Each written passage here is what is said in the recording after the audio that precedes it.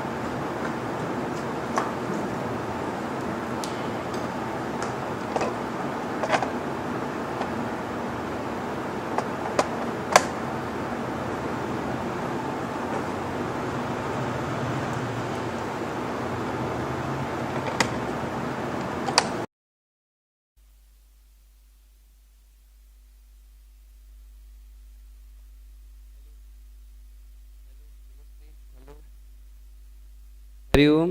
Hello. नमस्ते.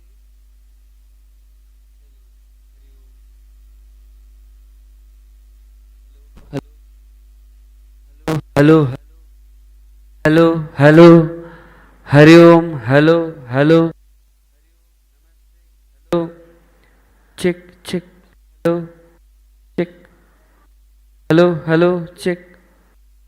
Hello. Hari Om. Hello.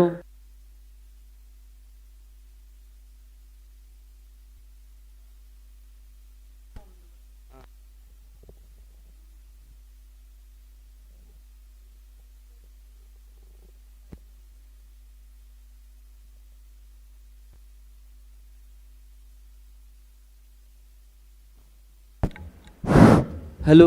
ഇപ്പൊ നോക്കിയാ രണ്ട് ആണാക്കി.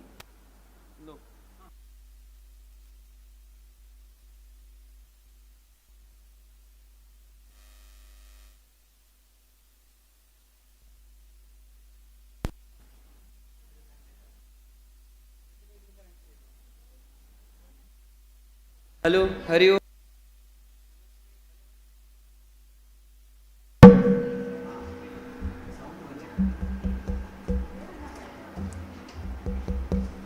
हेलो. हेलो.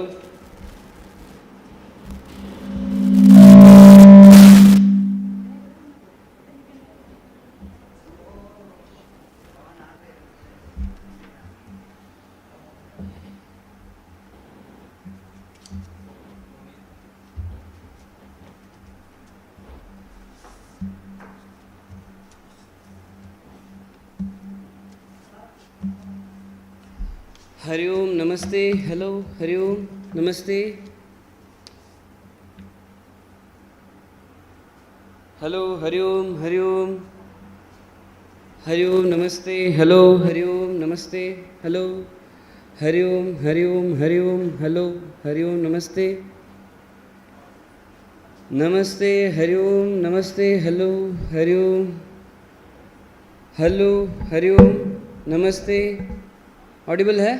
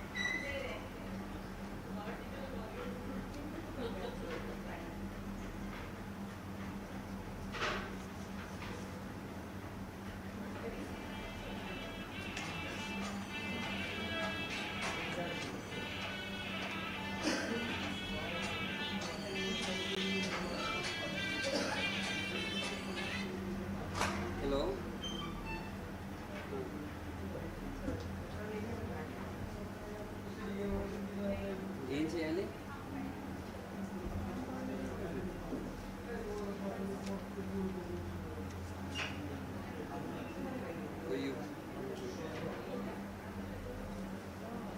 నా టేబుల్లోనే ఉంది చూడండి.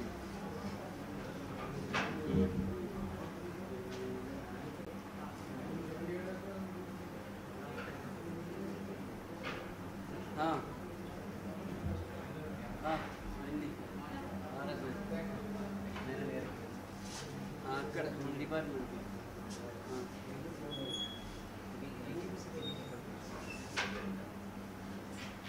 ఇక్కడ పైన క్లాస్ రూమ్లో కూర్చుంటారు. వాళ్ళకి క్లాసెస్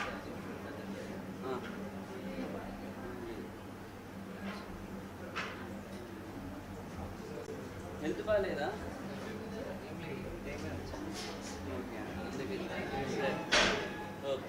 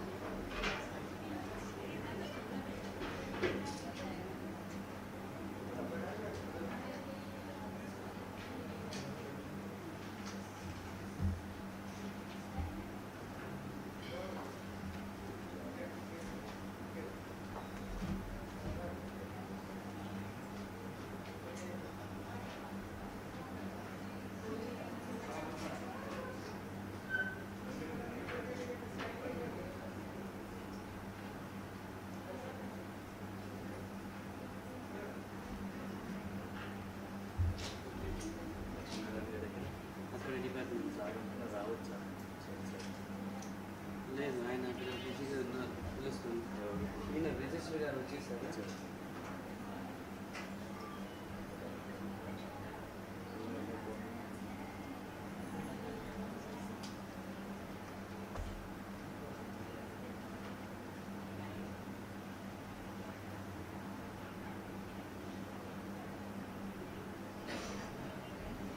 బిజీగా ఉంది.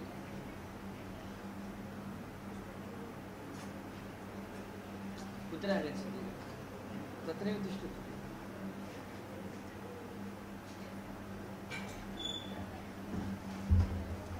योजयित्वा प्रिण्ट् कर्तुं शक्नोति कः लक्ष्मीनारायण सर् इदानीं वा एतद् आरम्भणीयं वा இப்போதான் கொடுத்தாரு இப்போதான் போகிறேன் இதில் போகும்போது இந்த சிவிதர் சட்டை கொடுத்து இதில் ஆட் பண்ண நான் போகணுன்னா போகிறேன் எனக்கு ஒன்றும் இல்லை இங்கே யார் வருவா நான் தான் ஸ்டார்ட் பண்ணுவேன்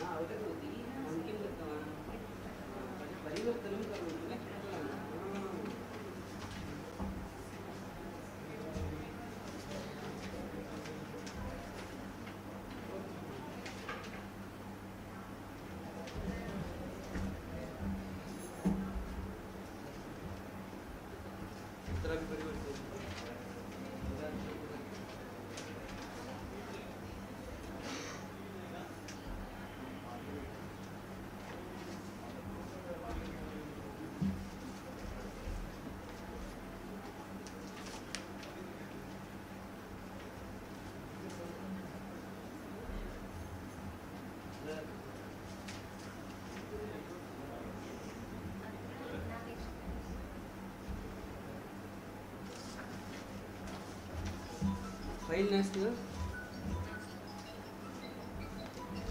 चतुष्टयं स्थापयतु पर्याप्तम्। फोल्डर् नास्ति? पञ्चनामानि सन्ति भो फोल्डर्।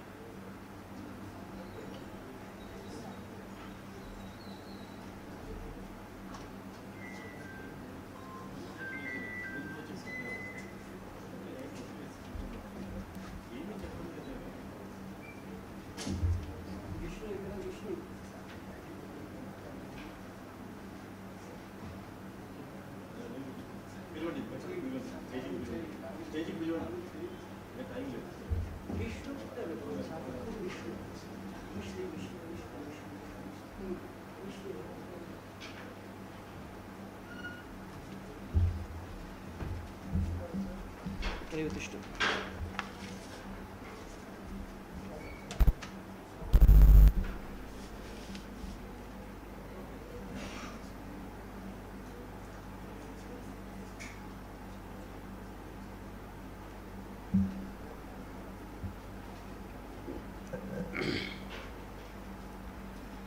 या कुन्देन्दुतुषारहारधवला या शुभ्रवस्त्रान्विता या वीणा वरदण्डमण्डितकरा या श्वेतपद्मासना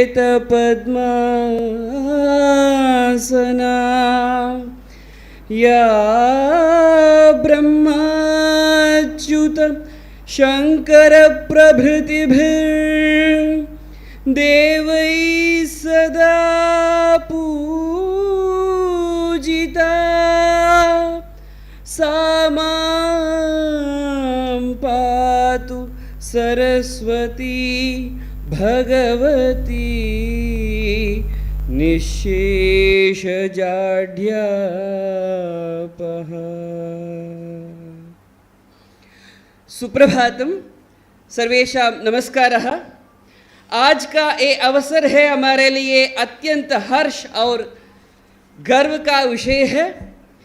केंद्रीय संस्कृत विश्वविद्यालय गुरुवायूर परिसर द्वारा राज्य शैक्षिक अनुसंधान एवं प्रशिक्षण परिषद नई दिल्ली के सहयोग से आयोजित इस 5 दिवसीय सतत व्यावसायिक विकास कार्यक्रम आप सभी का हार्दिक स्वागत है। On behalf of Central Sanskrit University Guruvayooor campus, organized in collaboration with the State Council of Educational Research and Training SCERT New Delhi, I extend a warm and heartful welcome to everyone gathered here for this 5-day continuous professional development program on Indian knowledge system in school education. Central Sanskrit University under the Ministry of Education, Government of India is one of the premier institutions dedicated to promotion of Sanskrit learning, Indian philosophical heritage and knowledge traditions. SCERT New Delhi plays a pivotal role in teacher education, curriculum development and capacity building of educators in the Delhi region, align its initiatives with the vision of the National Education Policy 2020. The 5-day program is graced by the presence of 40 distinguished participants from New Delhi, including school teachers, DOE officers, OSD school, OSD CAU exam branch, assistant professor from DIET, TGT, English and natural science, etc. and primary teachers.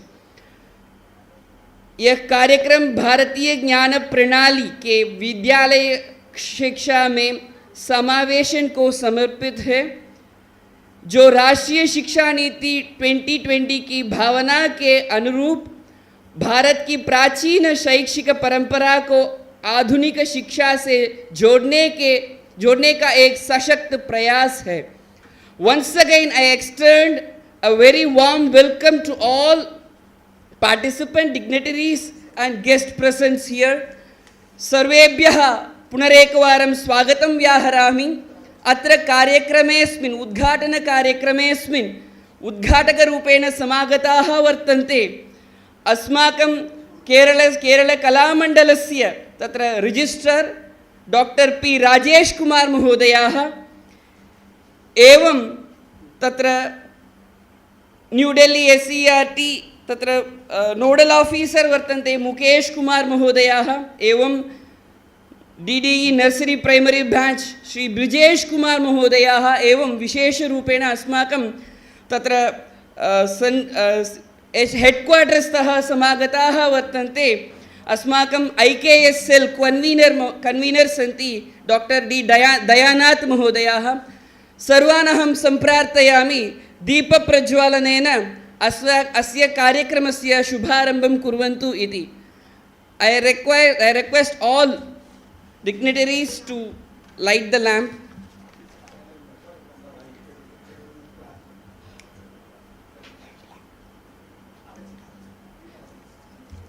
कार्यक्रमस्य अस्य निर्विघ्न परिसमाप्ते वैदिक मंगलाचरणं कर्तुम् अस्माकं छात्रं तत्र विष्णु ऐटप् छात्रम् अहं सम्प्रार्थयामि.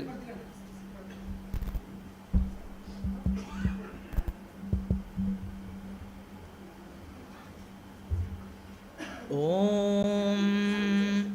यो भूतं च भव्यं च सर्वं यश्चाधितिष्ठते स्वर्यस्य च केवलं तस्मै ज्येष्ठाय ब्रह्मणे नमः.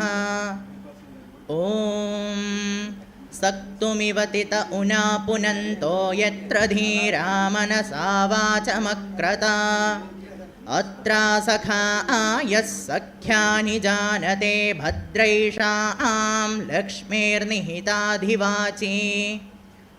ॐ स्वस्ति नो मिमीतामश्विना भगः स्वस्ति देव्यदितिरनर्वणः स्वस्ति पूषा असुरो दधातु नः स्वस्ति द्यावा पृथिवी सुचेतुना. ॐ अग्निमीळे पुरोहितं यज्ञस्य देवमृत्विजं होतारं रत्नधातमम् अग्निः पूर्वेभिर्षिभिरीड्यो नूतनैरुता स देवां एह वक्षति. अग्निना आरयिमश्नवत्पोषमेव दिवे दिवे यशसं वीरवत्तमम्. ॐ शन्नो मित्रः शं वरुणः शन्नो भवत्वर्यमा शन्न इन्द्रो बृहस्पतिः शन्नो विष्णुरुक्रमः. नमो ब्रह्मणे नमस्ते वायो त्वमेव प्रत्यक्षं ब्रह्मासि त्वामेव प्रत्यक्षं ब्रह्म वदिष्यामि ऋतं वदिष्यामि सत्यं वदिष्यामि तन्मामवतु तद्वक्तारमवतु अवतु माम् अवतु वक्तारम्।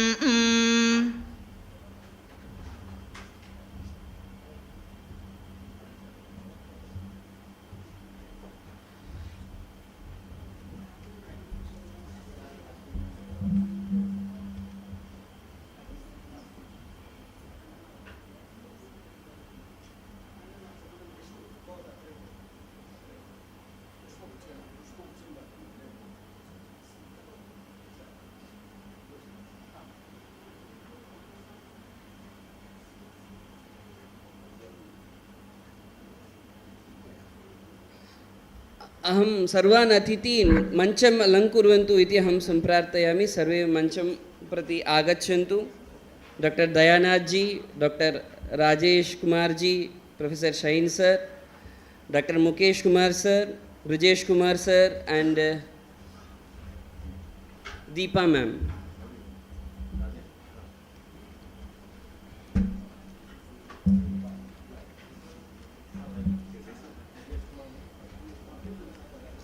Deepa ma'am, yes, please come.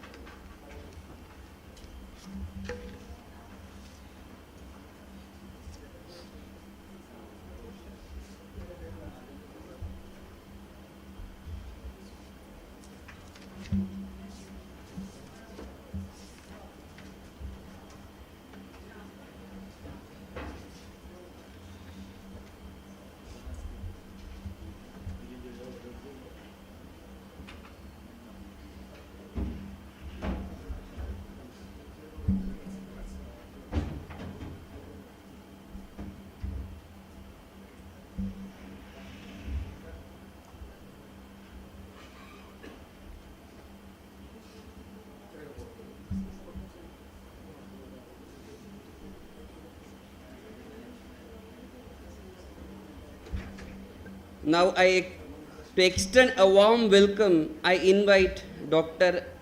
B.V. Lakshmi Narayanan, Assistant Professor and Program Coordinator, to deliver the welcome address.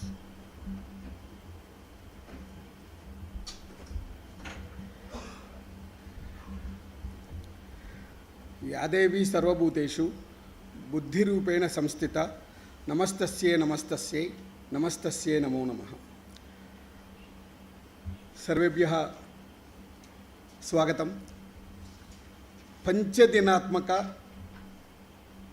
भारतीय ज्ञानप्रणाल्याः कार्यशालायां भवतां सर्वेषामपि अस्माकं गुरुवायूर् परिसरपक्षतः सादरं स्वागतं व्याहरामि। विशेषतया अद्य अस्माकम् उद्घाटनकार्यक्रमे समागतानां सर्वेषामपि स्वागतम् अहं व्याहरामि। अस्य कार्यक्रमस्य मूलभूताः सन्ति अस्माकं केन्द्रीयसंस्कृतविश्वविद्यालयस्य कुलपतयः आचार्याः श्रीनिवासवर्केडि महोदयाः एवं SCERT दिल्ली डैरेक्टर् महोदय निर्देशिका महोदया अनयोः द्वयोः आध्वर्ये एषः कार्यक्रमः अत्र वयं चालयितुं संसिद्धाः स्मः। अतः विशेषतया वयं आचार्य श्रीनिवासवर्केडि महोदयानां कृते एवं SCERT दिल्ली निर्देशिका महोदयायाः कृतेपि वयं सादरं स्वागतं व्याहरामः। तथैव सर थोड़ा मैं पहले ही बोला था सर, दोनों मिक्स करेंगे। विशेष रूप से हम कहेंगे हमारा SCERT का प्रोग्राम यहाँ संचालन करने के लिए मुख्य भूमिका है हमारा SCERT डायरेक्टर का एवं केंद्रीय संस्कृत विश्वविद्यालय का डायरेक्टर एकेडमिक डायरेक्टर भी है मदन मोहन झा महोदयाः। इन दोनों को भी मैं फिर एक बार धन्यवाद स्वागत व्याहरण करना चाहता हूँ। तदनु वो विशेष रूप से मैं कहना चाहता हूँ, यह स्वागत हमारा इस कार्यक्रम में मुख्य अतिथि रूप में उपस्थित हुए हैं डॉक्टर पी राजेश कुमार जी। ये सर केरला का कला मंडलम इसका रजिस्ट्रार कुलसचिव है। कुलसचिव सर को मैंने 2 दिन पहले ही मैंने पूछा था यहाँ आने के लिए। सर सादर हमारा संस्कृति के ऊपर विशेष श्रद्धालु है, इसलिए सर को मैं हमारा कार्यक्रम की ओर से और SCERT की ओर से हम सादर स्वागत करेंगे। तदनु विशिष्टातिथिरूपेण अस्माकं केन्द्रीय संस्कृत विश्वविद्यालयात् समागताः सन्ति। भारतीय ज्ञान प्रणाली इति प्रकोष्ठः सेल IKS सेल इसका कन्वीनर समन्वयक है डॉक्टर दयानाथ जी। इनका भी मैं हमारा परिसर की ओर से SCERT दिल्ली की ओर से सादर स्वागत व्याहरण करता हूँ। तदनु इस कार्यक्रम अभी यहाँ पर चलाने के लिए हमको अच्छी तरह मोटिवेशन किए थे डॉक्टर मुकेश कुमार जी। विशेष रूप से यह कार्यक्रम चलाने के लिए हमको कई दिनों से हम दोनों का संवाद चल रहा था, बातचीत चल रहा था। ये पार्टिसिपेशंस आए थे, उन लोगों का व्यवस्था के लिए, यह कार्यक्रम चलाने के लिए शैक्षणिक विभाग दोनों की तरफ से हमको अच्छी तरह मार्गदर्शन किए थे हमारा डॉक्टर मुकेश जी को हमारा कार्यक्रम की ओर से, परिसर की ओर से हम सादर स्वागत करेंगे। जैसे ही इस परिसर का निर्देशक जी है, विशेष रूप से वक्तव्य है, हमारा प्रशासनिक कार्यों में, अन्य विषयों में हमको अच्छी तरह मार्गदर्शन देते हैं, प्रोत्साहन करते हैं। आप सभी जानते हैं, कल से सभी प्रतिभागियों देखे थे, पूरा हमारा कार्यक्रम का व्यवस्था देखने वाले टोटल लगभग यंगस्टर्स होंगे, युवा लोग हैं। युवा लोगों को प्रेरित करते हैं हमारा निर्देशक जी आचार्य के शैन जी। इनका मार्गदर्शन में हम 5 दिन यहाँ पर अभी कार्यक्रम चलाएंगे। अतः हम हमारी परिसर की ओर से और SCERT दिल्ली की ओर से हम सर को सादर स्वागत करेंगे। तदनु आज आए थे हमारा नर्सरी प्राइमरी ब्रांच का DDE सर है। हमको बहुत सलाह सुविधा ऐसा सब दिए थे श्री ब्रजेश कुमार शर्मा जी। ब्रजेश कुमार शर्मा जी को भी हम हमारे कार्यक्रम की ओर से और परिसर की ओर से सादर स्वागत करेंगे। तदनु अस्माकं हमारे बीच में उपस्थित है दीपा मैडम। दीपा मैडम भी DE स्तर में है।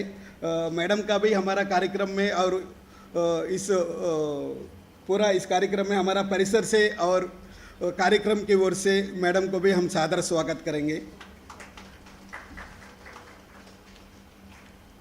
विशेष रूप से हम देना चाहते हैं स्वागत हमारा प्रतिभागियों को। यहाँ का वातावरण और यहाँ का ये परिस्थिति और सीखने की इच्छा से सभी लोग आ चुके हैं, इसलिए हम 5 दिन अच्छी तरह आपको व्यवस्था और शैक्षणिक व्यवस्था भी हम कराएंगे। इसलिए सभी पार्टिसिपेशंस को, प्रतिभागियों को हमारा परिसर की ओर से, SCERT दिल्ली की ओर से, विशेष रूप से हमारा केंद्रीय संस्कृत विश्वविद्यालय दिल्ली मुख्यालय की तरफ से भी हम सादर स्वागत करेंगे।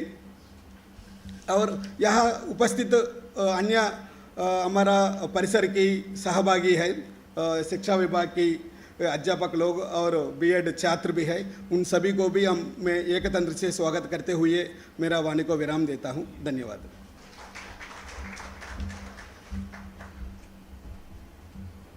लक्ष्मीनारायणन सर को भी हम सभा के सामने स्वागत करेंगे। Now we are honored to welcome Dr. P. Rajesh Kumar, Registrar Kerala Kala Mandalam, a distinguished academic and cultural administrator. As a registrar of Kerala Kala Mandalam, he has taken a prominent role in promoting classical arts and cultural education and in matters of policy and instructional governance. I invite him to deliver the inaugural address. Sir.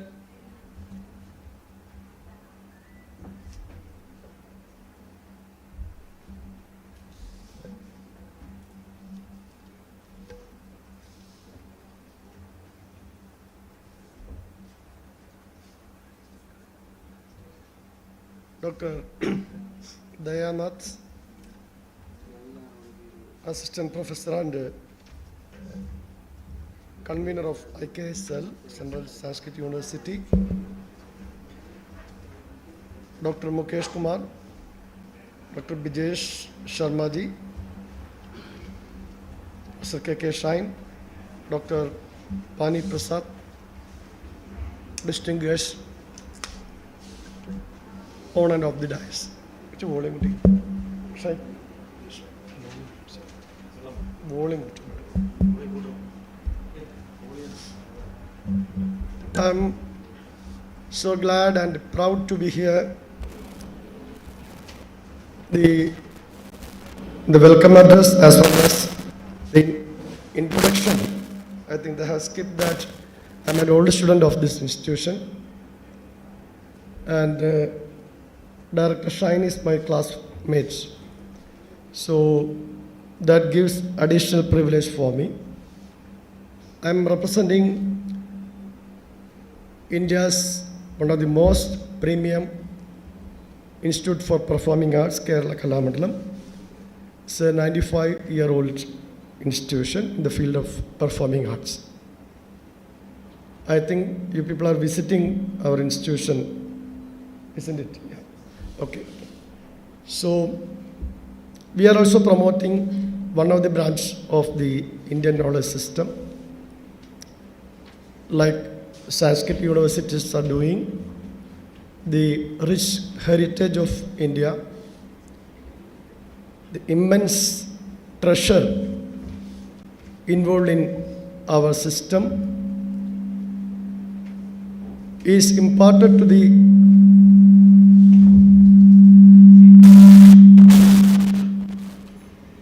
students in the colleges as well as in the schools now. In fact, I am attending a third program in connection with IKS. Recently, I have attended 2 programs in colleges in and around THRISSUR. I am also a Sanskrit teacher, so we have much to say about Indian knowledge system, but I am sure you people are here from other subjects also. So it will be interesting to know about our knowledge system. It could be Indian logic or Indian philosophy or Vedic mathematics or Ayurveda, astrology, etc., etc. Indian knowledge system, we cannot avoid Indian knowledge system or the essence of Indian knowledge system from our day-to-day life. It starts from the morning. Brahme Muhurta Uttishta, that is, you can see in Ayurveda text. Brahme Muhurte, yeah, you should wake up in the Brahma Muhurta. Like, there are so many verses regarding baths. Snanam Panjavidam Bhaktam. Likewise, every text or every branch, we can adopt a lot of things in our day-to-day life. I'm not saying about the theoretical part or the philosophical part of Indian knowledge system, but it is very much connected with our day-to-day life. You know Bhagavad Gita, how Bhagavad Gita is being used in management, in stress relief, in pedagogy. I'm sure you are teachers and pedagogical experts. How it's being used, the narration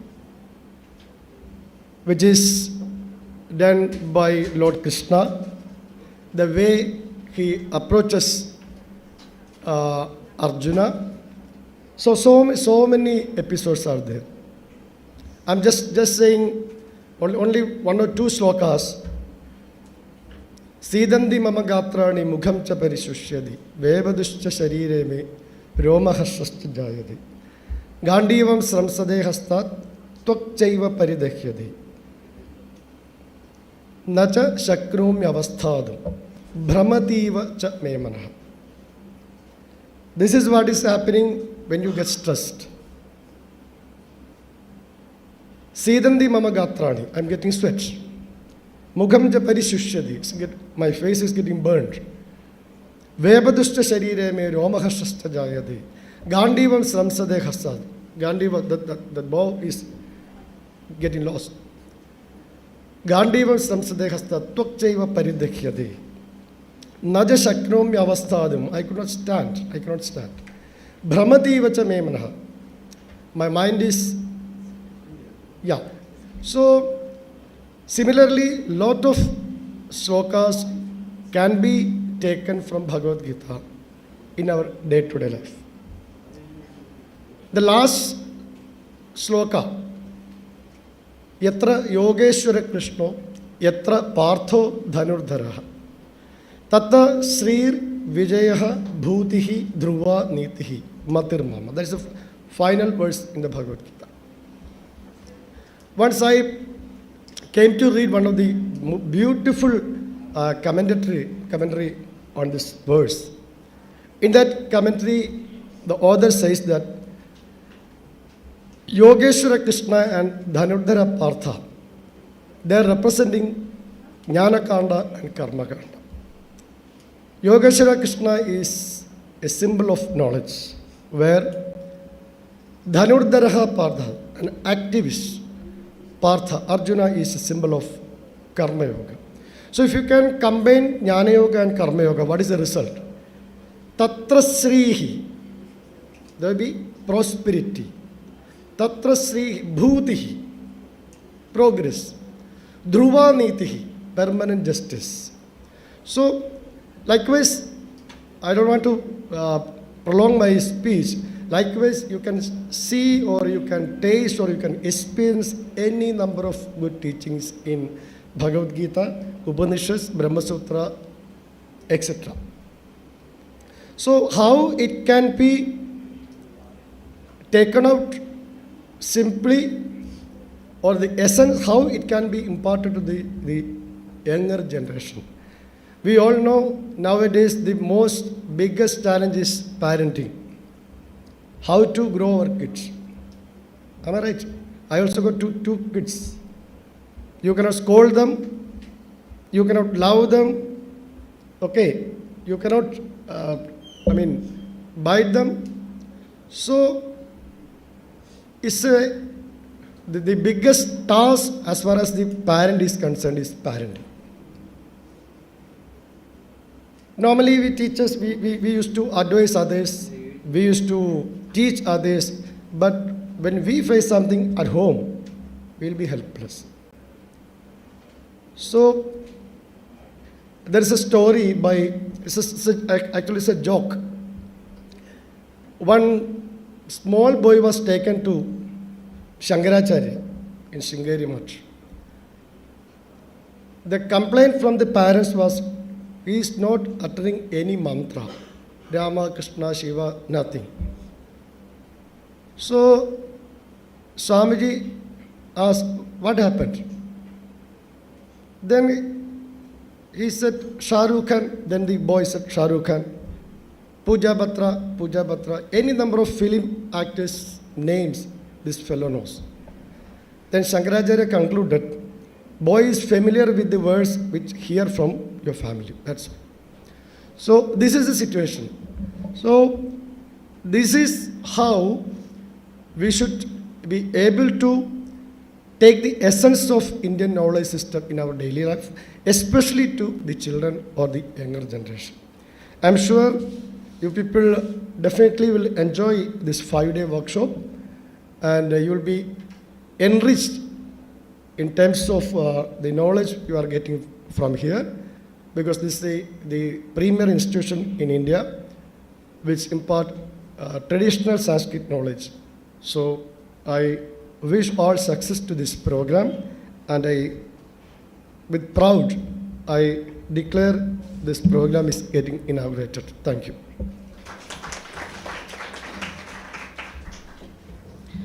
Thank you, sir. Thank you for your enlightening words.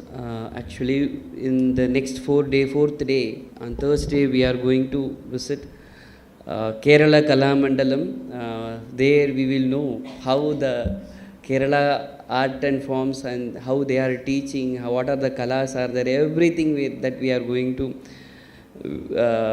visual treat is there. So, once again, for that, I thank our registrar sir. And now we are privileged to hear Dr. D. Dayanath, Assistant Professor and Convener, IKSL, Central Sanskrit University, New Delhi. He presently visiting the Guruvayooor campus of Central Sanskrit University to participate and guide the 5-day continuous professional development program on Indian knowledge system. I invite him to address the gathering. Thank you. So.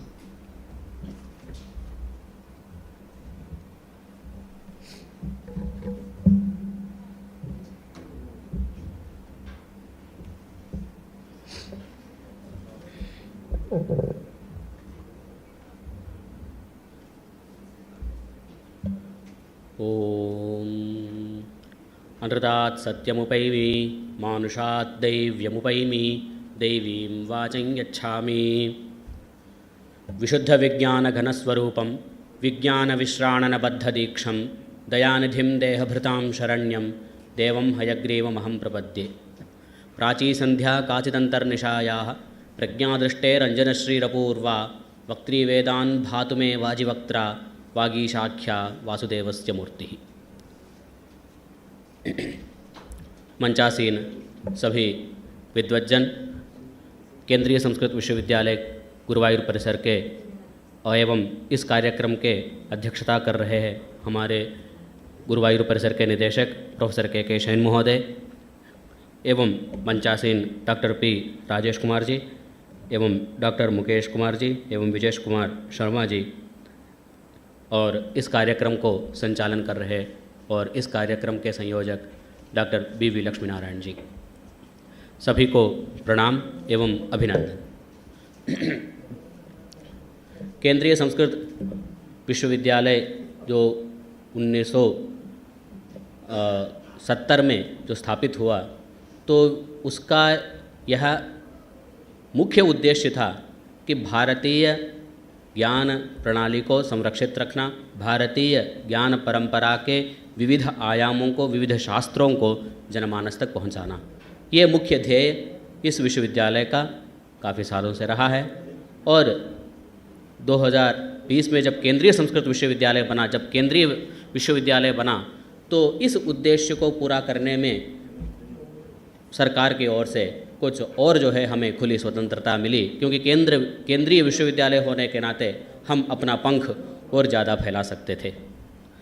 तो उसी का एक सोपान है यह SCERT के साथ मिलकर Indian knowledge system, भारतीय ज्ञान परंपरा को एक स्कूली शिक्षा की ओर ले जाने की ये जो प्रक्रिया है, इस पर केंद्रीय संस्कृत विश्वविद्यालय की सहभागिता अत्यंत सराहनीय है।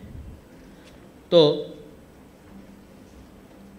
भारतीय ज्ञान परंपरा, ये तो ऐसा हो गया आजकल कि एक कभी कभार कुछ गाने जो है ट्रेंड हो जाता है, तो रील्स में, थिएटर्स में, सबके फ़ोन में गूंजता है। तो ऐसा ही IKS एक ट्रेंड हो गया है। तो क्यों ट्रेंड हुआ, क्या इसका पीछे का कारण है, ये यदि देखेंगे तो हमें राष्ट्रीय शिक्षा नीति का जो नीति है, जो पॉलिसी है, उस पॉलिसी का जो इंट्रोडक्शन है, उस इंट्रोडक्शन में लिखा है, तो इस पॉलिसी का the IKS is the guiding light of this policy. हमारे राष्ट्रीय शिक्षा नीति के पीछे का जो गाइडिंग लाइट है, जो बेस है, वो भारतीय ज्ञान परंपरा है, ऐसा उस पॉलिसी के इंट्रोडक्शन में लिखा है। तो हमारे लिए जिस राष्ट्र का निर्माण करने वाली एक सबसे बड़ी नीति जो हमारे सामने आया, कई दशकों के बाद हमारे सामने आया, जिसमें भारतीय भाषाओं की, भारतीय शास्त्रों की, भारतीय दृष्टिकोण का एक पक्ष रखने का जो प्रयास किया गया, तो उसके पीछे जो आधार है वो भारतीय ज्ञान परंपरा है। तो इसीलिए भारतीय जो शिक्षा है, भारतीय जो दृष्टिकोण है, उस पर यदि हमें ध्यान देना है तो स्कूल लेवल पर हो या हायर एजुकेशन के लेवल पे हो, तो भारतीय ज्ञान परंपरा के पीछे के जो रहस्य है, पीछे का जो तत्व है, उसको जानने की आवश्यकता है। इसीलिए शिक्षा क्षेत्र में खासकर भारतीय ज्ञान परंपरा एक दौर पकड़ने लगा है। तो भारतीय ज्ञान परंपरा को समुचित स्थान देना, ये बहुत ध्यान देने वाली बात है, समुचित स्थान। कि भारतीय ज्ञान परंपरा यदि देखेंगे तो दो हिस्सा यदि कर सकते हैं, कुछ तो हमारे आचार है, विचार है, कुछ रीति रिवाज है, वो एक अलग पक्ष है, और भारतीय ज्ञान परंपरा का एक मजबूत पक्ष भी है जो विज्ञान की ओर हमें ले चलता है, जो प्रश्न करना सिखाता है। जो स्कूल के बच्चों को या हायर एजुकेशन के बच्चों को हम कक्षा में क्या सिखाते हैं, ये नहीं सिखाते हैं कि इन्फॉर्मेशन है, उनको सिखाते हैं प्रश्न करना कि ऐसा क्यों है। तो ये जब बच्चा सीख जाएगा तो अपने आप में एक उत्तम नागरिक बनेगा। ये प्रश्न करना जो है भारतीय ज्ञान परंपरा के पीछे, चाहे वो न्याय शास्त्र हो, चाहे वेदांत शास्त्र हो, वो प्रश्न करना सिखाता है। तो प्रश्न करने सिखाते कैसे हैं? तो क्योंकि इन्फॉर्मेशन अभी आजकल एआई का जो है दुनिया है, एआई का जो है सब जगह प्रभाव है, शिक्षा में भी उसका प्रभाव है, गलत नहीं है, क्योंकि किसी भी विषय को हम कैसे उसको उपयोग कर रहे हैं उस पर निर्भर करता है उसका आउटपुट। तो हम एआई बेसिकली डाटा है, इन्फॉर्मेशन है, आप जो मांगेंगे वो दे देगा, लेकिन जो विजडम है वो नहीं दे पाएगा। लेकिन भारतीय ज्ञान परंपरा के पीछे का तत्व है कि बच्चों को, हमें छात्रों को, एक नागरिक को हमें एक पुतला नहीं बनाना है, हाँ जी करने वाला नहीं बनाना है, यस मैन नहीं बनाना है, पीछे का तत्व को जानने के प्रयास करने वाले एक इंसान बनाना है। ये भारतीय ज्ञान परंपरा के पीछे का जो शास्त्र है उसका तत्व है। प्रत्येक विषय को हम ये नहीं है कि हम अन्य आधुनिक विज्ञान इत्यादि विषयों को छोड़ दें जो सिखाया जा रहा है, लेकिन प्रत्येक ज्ञान विज्ञान के पीछे जो भारतीय एक दृष्टिकोण रहता है, उस भारतीय दृष्टिकोण को कैसे उसमें लाया जा सकता है, ये हमें देखने की आवश्यकता है। तो यदि देखा जाए तो हमारे पूर्व काल में ज्ञान का एक 3 चरण जो है हम कहा करते थे, ज्ञान, विज्ञान और प्रज्ञान, ये 3 कैटेगरी है। तो प्रत्येक कैटेगरी में बच्चा धीरे धीरे पहुंचता है कि आप फर्स्ट स्टैंडर्ड में ही आप ये बताएं कि हम उसको आइंस्टीन बना देंगे, ये बना देंगे, वो बना देंगे, वो संभव नहीं है, क्योंकि उसकी बुद्धि उतनी विकसित नहीं हुई है। तो धीरे धीरे हम उसको प्रज्ञान की ओर ले जाएंगे, जो हमारा चरम लक्ष्य है। तो कहीं ना कहीं ह्यूमैनिटीज़ आज क्वेश्चन मार्क के घेरे में आ गया है, इसलिए है क्योंकि ह्यूमैनिटीज़ आज अपना प्रयोजन खो गया है। तो किसी भी शास्त्र को हम शुरुआत करते हैं, किसी भी ग्रंथ का प्रारंभ करते हैं, तो शास्त्र में एक विशेष एक उसमें प्रतिपादन किया जाता है कि इसका प्रयोजन क्या है, इस शास्त्र का पढ़ने का प्रयोजन क्या है, इस ग्रंथ को पढ़ने का प्रयोजन क्या है। ऐसे हर एक विषय जो है आधुनिक दृष्टि में अपना प्रयोजन यदि खो जाता है तो वो विषय जो है कहीं ना कहीं भटक जाता है।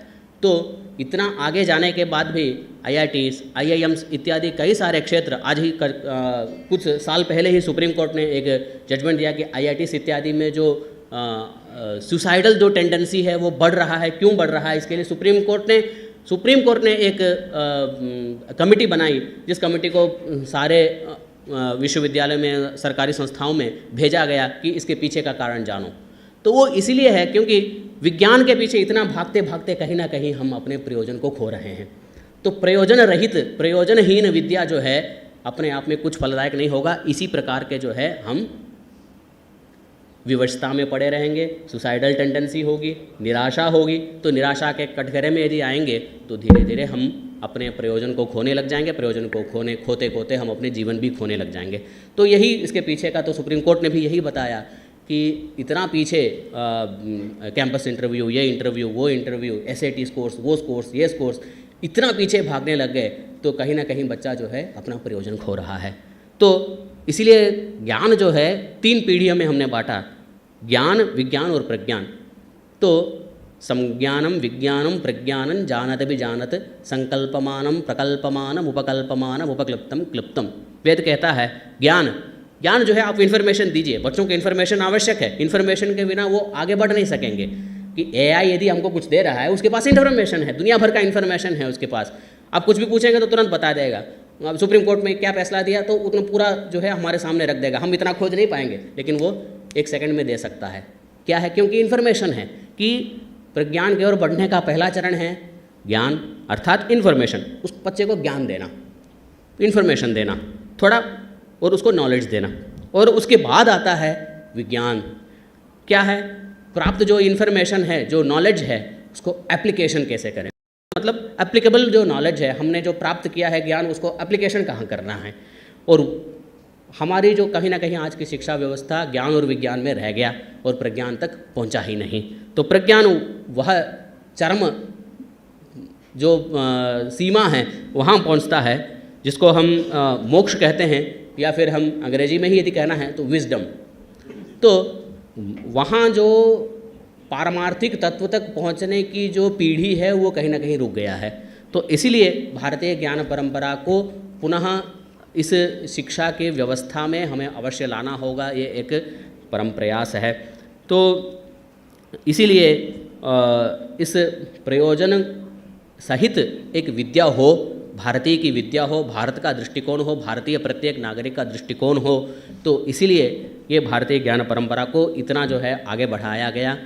और एक संस्कृत में एक प्रसिद्ध श्लोक है, एक सुभाषित आपने भी सुना होगा, विद्या ददाति विनयम विनयाद्याति पात्रताम पात्रत्वात् धनम आपनोति धनात् धर्मस् ततः सुखम। तो प्रत्येक के पीछे कहीं ना कहीं धर्म जुड़ा हुआ है। ये नहीं है कि पैसा नहीं कमाओ, ये नहीं है कि जीवन मत जियो, लेकिन साथ साथ धर्म भी होना चाहिए, अर्थात प्रयोजन भी होना चाहिए। तो जब विनय नहीं है तो पात्रत्व नहीं है, पात्रत्व नहीं है तो सुख नहीं है, तो सुख नहीं है तो आगे जीवन भी नहीं है। तो धीरे धीरे हम इस धर्म सहित, धर्म का अर्थ रिलीजन नहीं है, धर्म का एक संस्कृत ऐसा शब्द है कि जिसका ट्रांसलेट करके कुछ भी अर्थ नहीं, धर्म तो धर्म ही रहता है। तो ना तो ये रिलीजन है, ना तो कोई कास्ट है, ना तो कुछ है, धर्म हो तो धर्म ही है। तो एक पुस्तक है, कई सारे संस्कृत के या हमारे भारतीय परंपरा में कई सारे ऐसे शब्द हैं जिसको अंग्रेजीकरण नहीं किया जा सकता है, उसका कोई ट्रांसलेटेबल वर्ड नहीं है। जैसे देवता है, आप एंजल नहीं कह सकते हैं, तो एंजल का कोई कॉन्सेप्ट ही नहीं है। हमारे धर्म, हमारे किसी भी मजहब में, किसी भी धर्म में एंजल का कोई कॉन्सेप्ट नहीं है, वो क्रिश्चियनिटी से प्रेरित है। देवता को आप एंजल नहीं कह सकते हैं, गॉड नहीं कह सकते हैं, तो देवता ही है, तो वो तेजस पुंज है, वैसा ही रहेगा। आत्मा को सोल नहीं कह सकते हैं, आत्मा मुक्ति को प्राप्त करता है, सोल तो अभी भी इस धरती में है क्रिश्चियनिटी के अनुसार। जजमेंट डे का वेट कर रहा है प्रत्येक सोल, लेकिन आत्मा मुक्ति को प्राप्त कर लेता है यदि वो प्रज्ञान की ओर पहुंचता है, आत्मा मुक्ति अंतिम पड़ाव पारित कर लेता है। तो कुछ ऐसे शब्द हैं, संस्कृत नॉन ट्रांसलेटेबल्स, एक पुस्तक है, अवश्य ही प्रत्येक व्यक्ति को इसको पढ़ना चाहिए, संस्कृत नॉन ट्रांसलेटेबल्स। उस पर कई ऐसे हजारों सैकड़ों ऐसे शब्द हैं जिसको हम साक्षात अंग्रेजी में या अन्य किसी पाश्चात्य भाषाओं में हम ट्रांसलेट नहीं कर सकते हैं। तो ऐसे कुछ विषय है, जो तत्व है, जिसके पीछे का उद्देश्य जानने के तत्व से ही इस भारतीय ज्ञान परंपरा और इस प्रकार के कार्यशाला और इस प्रकार के डेवलपमेंट प्रोग्राम के पीछे सरकार का भी और हमारे उच्च शिक्षाविदों का भी यही प्रयास है कि इस दृष्टि को हम जानें। हम जानेंगे तो बच्चों तक पहुंचेगा, बच्चे तक पहुंचेगा तो प्रत्येक घर में पहुंचेगा। क्योंकि ये नहीं है कि केवल हमारी कक्षा में एक बच्चा सीख रहा है, वह बच्चा सीख रहा है तो उसके पीछे उसका परिवार भी सीखेगा। तो हम प्रत्येक बच्चे के माध्यम से सैकड़ों हजारों परिवारों तक जो है हम उस विषय को पहुंचा रहे हैं। क्योंकि कहीं ना कहीं चर्चा तो होगी, घर में माँ बाप से तो बात तो करेगा कि ऐसा बताया गया है, तो कम से कम सोचने में तो विवश तो करेंगे हम। कि एक अंतिम एक वाक्य है आपस्तम्भ महर्षि का, उसको कहते हुए हम अपनी वाणी को विराम देता हूँ कि आपस्तम्भ महर्षि कहते हैं, आम्रे फलार्थे निर्मिते छायागंधो अनुत्पद्येते धर्मम चर्यमाणम अर्थाः अनुत्पद्यन्ते। आम का फल कोई क्यों बोता है? तो उसकी छाया के लिए। तो आम फल से छाया मिलती है, बहुत अच्छा सुखद जो है वातावरण मिलता है, लेकिन उसके साथ, उस छाया के साथ उसका गंध और उसका फल और प्रत्येक विषय जो है साथ साथ ही आता है। केवल आम का पेड़ जो है केवल छाया नहीं देता है, उसके साथ उसका गंध भी आता है, उसके साथ उसका फल भी आता है, सब कुछ हमें अनुस्यूततया हमें मिलता है, ना चाहते हुए भी। उसी प्रकार जो धर्म का आचरण करता है, जो प्रयोजन सहित जो विद्या सीखता है, उसके साथ अर्थ अर्थात जो धन है वो भी उसके साथ अवश्य ही आती रहेगी। वो चाहे उसको मांगने की आवश्यकता नहीं है। जो परम लक्ष्य है उसके पीछे प्रयोजन हम ढूंढ लेंगे, उस प्रयोजन के साथ साथ जो आवश्यकताएं जो आवश्यक है वो सभी हमारे साथ जुड़ता जाएगा। तो ये जो भारतीय दृष्टिकोण है कि प्रत्येक विद्या में, प्रत्येक ज्ञान में, प्रत्येक विज्ञान में हमारे ऋषियों की, हमारे पूर्वजों की एक विशेष दृष्टि रही है, उस दृष्टि को जाने और उस दृष्टि के प्रति विचार हम व्यक्त कर सकें, उस दृष्टि के प्रति हम अपने छात्रों को, हम अपने कक्षाओं में, हम अपने जीवन में उस दृष्टि को लाने का प्रयास करें, यही इसका मुख्य उद्देश्य है। और इसी वक्तव्य के साथ मैं अपनी वाणी को विराम देता हूं और आप सभी को पुनः मैं स्वागत करता हूं एवं अभिनंदन करता हूं। सभी को धन्यवाद।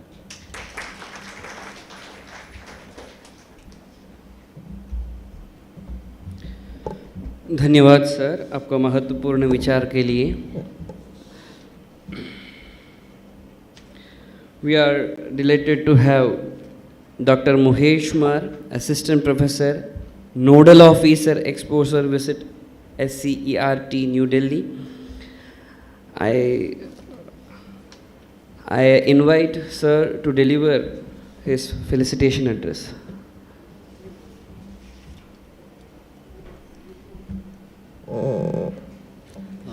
धन्यवाद sir.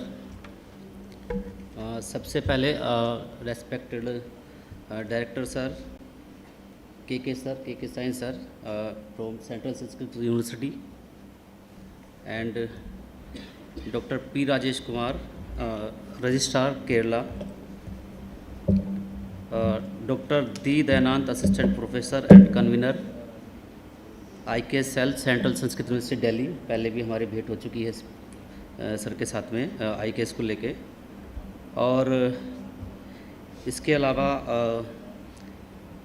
We Lakshmi Narayan sir, आपका भी धन्यवाद करना चाहूँगा कि आपने कंटिन्यू हमसे बातचीत रखी और इस प्रोग्राम की सफलता को लेके या इस प्रोग्राम को कैसे चलाए इस पे हमने बहुत बातें की।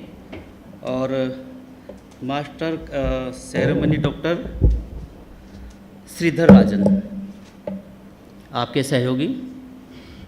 सबसे पहले मैं जो सेंट्रल संस्कृत यूनिवर्सिटी केरला से जितने भी ऑफिसर्स, डायरेक्टर, असिस्टेंट प्रोफेसर्स हैं, मैं इनका धन्यवाद करता हूं कि इन्होंने हम लोगों को यहाँ पहुँचने का अवसर दिया और बहुत ही कम टाइम में हर तरह से जो भी बन सकता था वो करने की कोशिश करी। जहाँ भी हमें अपडेशन की ज़रूरत पड़ी कि थोड़ा सा मॉडिफिकेशन यहाँ हो जाए और हम कैसे मैनेज कर पाए, तो वो हर तरह से तैयार रहे हैं। तो आपका बहुत बहुत धन्यवाद। इसके अलावा जो हमारे ऑफिसर्स हैं DOE के, Shri Vijesh Kumar Sharma, DDE primary branch, और मिस दीपा DD अवार्ड, हमारी स्कूल ब्रांच की OSD मिंज मैडम, और OSD CAU core academic unit से Ramdev ji, miss Ritu Singhal OSD CAU, miss Bhawna OSD CAU, और वी सेल वर्सु OSD स्कूल, और सभी हमारे DOE और SCERT के officers.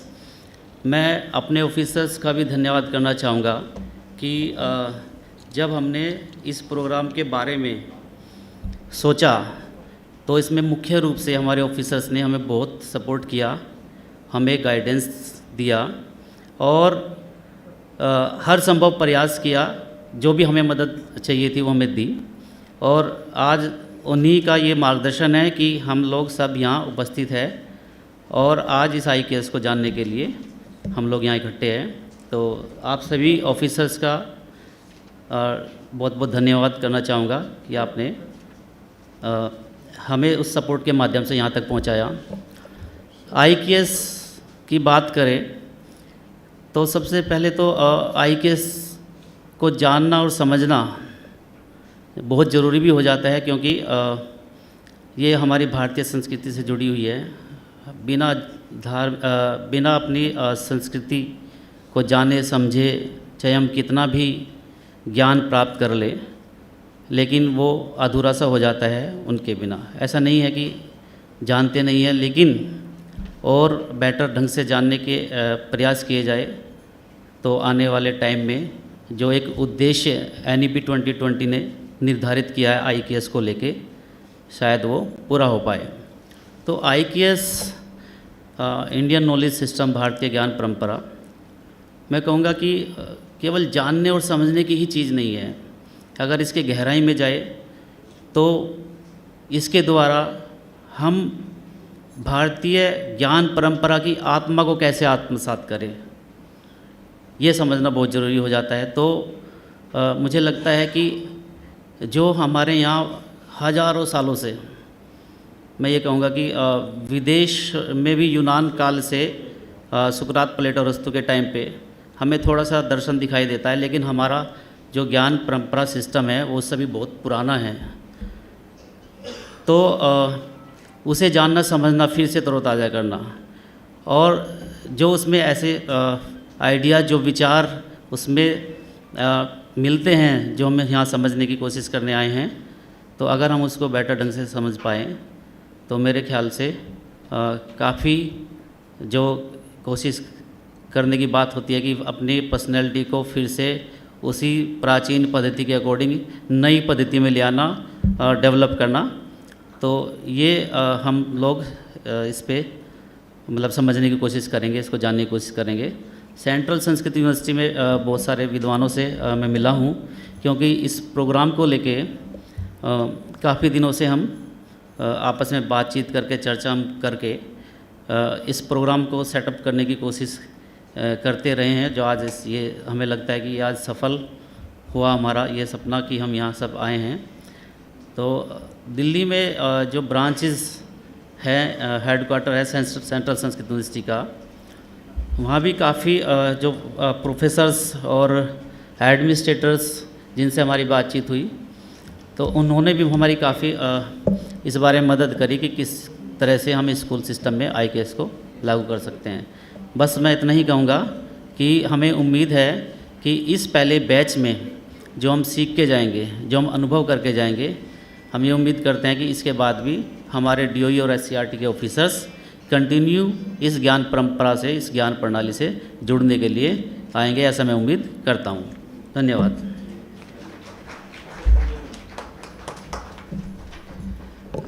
Thank you sir, thank you for your encouraging words. हम 5 दिन बहुत अच्छा से आपका मार्गदर्शन से बहुत अच्छा से हम करेंगे, आगे जाएंगे।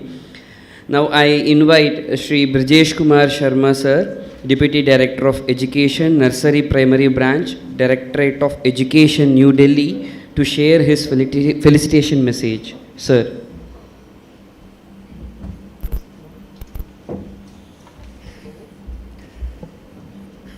सभी को नमस्कार।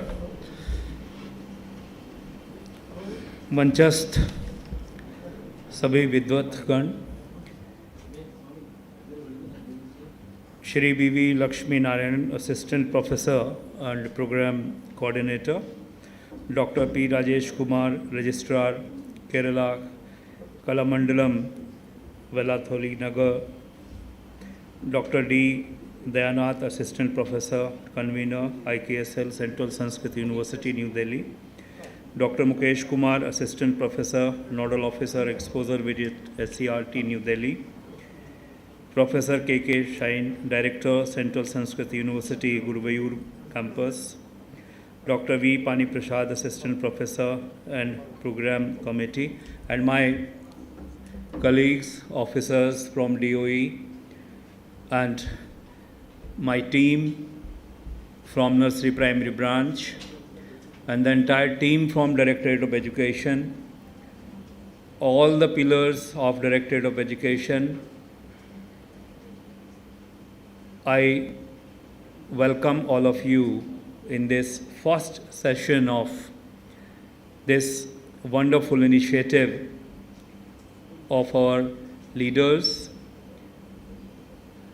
and I would appreciate all the stakeholders, let it be SCERT, Central Sanskrit Institute, Central Sanskrit University, all those who are contributing in bringing back the forgotten culture, the rich heritage of India back to our new generation that has forgotten what rich culture and heritage we had missed so far. ये सच है कि भारत हमेशा विश्वगुरु रहा है। एक gap आया है कि हमारी जो नई जनरेशन है, कारण कुछ भी रहा हो, लेकिन हम अपनी इस मूल संस्कृति से थोड़ा दूर रहे, हम भूल गए। और एक ये ऐसा प्रयास है इस शिक्षा नीति के माध्यम से, हम सब के मिले जुले प्रयासों से, कि जो हम भूल गए थे हम उसकी तरफ वापस जा रहे हैं। एक बहुत अच्छी शुरुआत है और ये शुरुआत करने का जो भी प्रयास SCERT, हमारी संस्कृत विश्वविद्यालय या जितने भी स्टेक होल्डर्स हैं वो कर रहे हैं, ये हमारे जो प्रयास हैं हम मिलजुल कर इसको पूरा करेंगे और इसकी बहुत ज़रूरत है। मैं ये कहना चाहूँगा, अभी एक बहुत अच्छी बात डॉक्टर डी दयानाथ जी ने कही है, एक श्लोक जो कभी मैंने भी पढ़ा था और शायद इस भागदौड़ में हम भी भूल गए, कि विद्या ददाति विनयम विनयाद याति पात्रताम पात्रत्वाद धनमापनोति धनाद धर्मा तथा सुखम। अगर हम इस श्लोक के ही अर्थ को समझें और हमारे बच्चे अपनी कार्यशाला में लाएं, तो मुझे नहीं लगता कि हमें किसी और चीज़ की आवश्यकता है। विनयशीलता, विद्या हमें विनयशील बनाती है।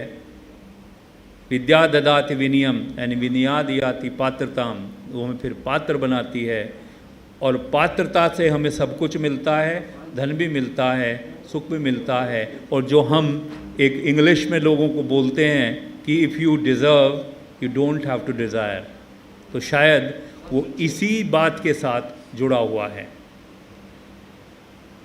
इस समय जो कभी कभी हम लोगों को सुनने को मिलता है कि इस समय हमारा एक ही कर्तव्य है, बच्चे के अंदर उत्सुकता पैदा करना, क्यूरियोसिटी। अर्जुन ने अगर कृष्ण भगवान से प्रश्न ना पूछा होता तो गीता का उद्गम नहीं होता। तो क्यूरियोसिटी पैदा करना ही हमारा उद्देश्य है। कल जब हम इसी बात पर चर्चा कर रहे थे तो मुझसे पूछा मेरे घर में ही कि ये हर बार एक ही पर्टिकुलर डेट को दशहरा क्यों नहीं होता, इसका निर्णय कौन करता है? क्या तारीख एक ही तारीख पर क्यों नहीं होता? तो मैंने कहा कि आप बताओ कि ज़रूर कोई और निर्धारित करता है।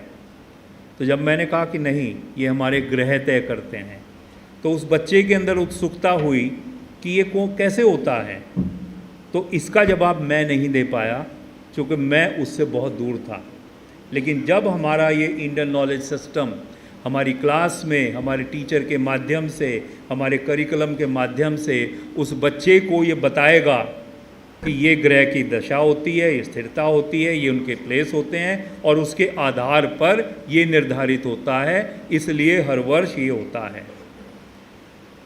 सर ने एक एग्जाम्पल दिया कि आम का वृक्ष सिर्फ फल ही नहीं देता, आम के वृक्ष के नीचे उसकी और भी बहुत सारी चीज़ें होती हैं। और इसका जवाब हमारी AI तो सिर्फ हमें सपोर्ट करती है, लेकिन उसका सही जवाब हमारा IKS ही देता है। यही चीज़ हमें बच्चों को देनी है और उनके स्तर पर देनी है। हम अगर बच्चे को पहले दिन गीता के जो कठिन श्लोक सिखाएंगे तो वो भागेगा, लेकिन जब नर्सरी के बच्चे को नर्सरी के माध्यम से अगर वो PUBG सीख सकता है, अगर वो उस कैरेक्टर के माध्यम से वो सीखता है, बच्चे का तो खेलना है, उसकी तो प्राकृतिक नेचर है, सीखना है। मैं बच्चे को कहता हूँ नहीं पबजी नहीं खेलना है, बच्चा कहता नहीं खेलता, तो बताओ फिर क्या खेलूँ, लेकिन खेलूँगा। मेरे पास समाधान तो है ही नहीं। मैं अगर कृष्ण भगवान को कैरेक्टर बनाता हूँ, मैं अगर अर्जुन को कैरेक्टर बनाता हूँ और वही वैल्यू मैं अगर देना चाहता हूँ तो बच्चा भागेगा ही नहीं। तो हमें उस पर काम करना है और अपने IKS के माध्यम से काम करना है। और इस चीज़ में मैं कहूँगा कि इस दिशा में जो काम करने का बीड़ा हमने उठाया है, बहुत सराहनीय प्रयास है। और ये तो अभी शुरुआत है। मैं तो अब अगर बच्चों की भाषा में, आधुनिक बच्चों की भाषा में कहूँ तो यही कहूँगा कि अभी तो पार्टी शुरू हुई है। तो अभी तो शुरुआत है, इट्स ओनली बिगिनिंग। अब जब हम सब मिलकर के ये काम करेंगे तो मुझे पूरा पक्का यकीन है कि हम वापस वही सीखेंगे। समय लग सकता है, लेकिन जब एक ही दिशा में सब मिलकर के काम करेंगे तो मुझे पूरा पक्का यकीन है हमारे जितने भी जिन लोगों ने ये सपना देखा है, हम तो मात्र एक माध्यम बनेंगे। और हमारा सौभाग्य है कि इस क्रांति के हम सबसे अग्रणीय सेनानी हैं। तो मेरा आप लोगों से ये एक अनुरोध है कि एक एक दिन, एक एक क्षण जो हमारे विद्वान यहाँ पर जिन लोगों ने अपना पूरा जीवन लगा दिया नई नई चीज़ सीखने में, वो हमने यहाँ से लेना है। और नर्सरी प्राइमरी ब्रांच का एक तरह से जो मुझे कर्तव्य दिया गया है, सर मैं आपको यकीन दिलाता हूँ, चूँकि मैं ये मानता हूँ कि जिस बाग की नर्सरी अच्छी होगी उस बाग के वृक्ष फलदार भी होंगे, अच्छे भी होंगे। तो नर्सरी में सर हम इतना काम करेंगे कि आपके जो पौधे हैं ये बहुत फलदार वृक्ष बनेंगे, भारतीय संस्कृति को आगे लेकर के जाएंगे और हमें ऊंचे स्तर पर आने वाले समय में उतनी मेहनत नहीं करनी पड़ेगी जितनी हम मेहनत जितनी ज़्यादा नर्सरी प्राइमरी में करेंगे बच्चों तक पहुंचाएंगे। और उसके लिए सर मैं जब तक मुझे ये दिया जाएगा तो मेरे जितने भी टीचर्स हैं, पूरा डायरेक्टरेट, चाहे वो कोर एकेडमिक यूनिट हो, चाहे वो एग्जामिनेशन हो, चाहे वो इंस्पेक्शन हो, कोई भी वो होगा, हम सब मिलकर के काम करेंगे और कंधे से कंधा मिला करके मार्गदर्शन आपका रहेगा, क्रियान्वयन हमारा रहेगा। मार्गदर्शन और जिस तरह से आप लोगों का सहयोग हमें मिल रहा है, मैं फिर रिपीट कर रहा हूँ कि अभी तो ये शुरुआत है और हमारा पहला सेशन है। हम एक एक चीज़ यहाँ से जो भी सीख करके जाएंगे अपनी क्षमता अनुसार हम उसको क्रियान्वित करेंगे, हम आपको यकीन दिलाते हैं। और इन्हीं शब्दों के साथ मैं एक बार फिर SCERT का भी धन्यवाद करता हूँ। वैसे तो अपनों का धन्यवाद नहीं करना चाहिए क्योंकि हम सब एक हैं। एंड इन्हीं शब्दों के साथ once again I wish all of you all the best and it's a beginning and let's start from here. धन्यवाद, thank you very much.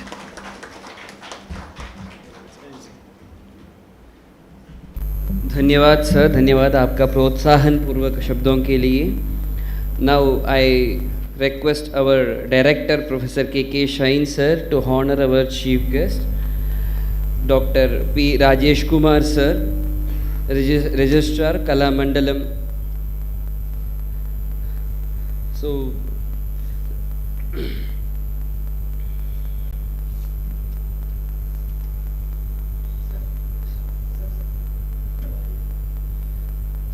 thank you sir for coming. We are so happy for your inaugural address and your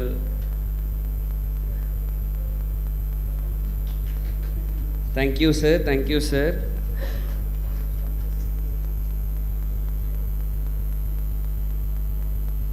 So one more back.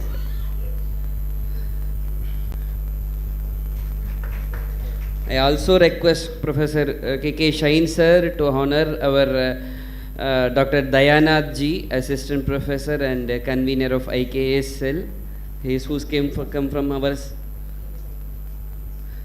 headquarters, Central Sanskrit University. Sir is having an urgent meet, so thank you sir, thank you Rajesh sir. Now I request our Shain sir to honor our chief guest Dr. Dayanath ji, Assistant Professor, who is also Convener of IKS cell of Central Sanskrit University, New Delhi.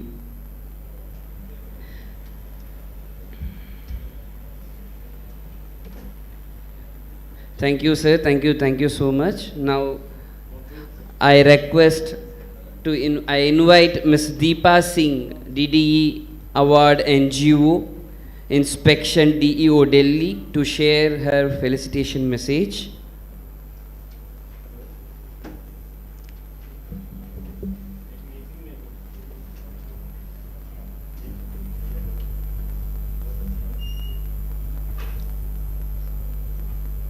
आप सबको प्यार भरा नमस्कार। आज यहाँ पर जितने मंच पे हमारे के मुख्य अतिथि बैठे हैं, उन सबका है ना इनॉग्रेशन के टाइम पे उन सबके बारे में बता दिया गया है। Sir, I would now like you to now like to introduce all these people who are sitting over here. We are 42 hungry people. The first thing is all of us are extremely hungry. That was satisfied by the aroma of the spices and all that yummy and nutritious food that we are having in our hotel every day. Then we are also hungry for the beauty. The moment we landed in Kerala, I just had this thought in my mind that really it goes without saying that it is God's own country. And we are all really happy to be here. Aren't we? Yes. I have to appreciate this, that the knowledge that we are taking from IKS is not only about the culture, about Sanskrit, about the heritage that you people are teaching us. The moment we landed, and I was told by my dear friend Jyotsna that she had read on Google that this was the first solar empaneled airport.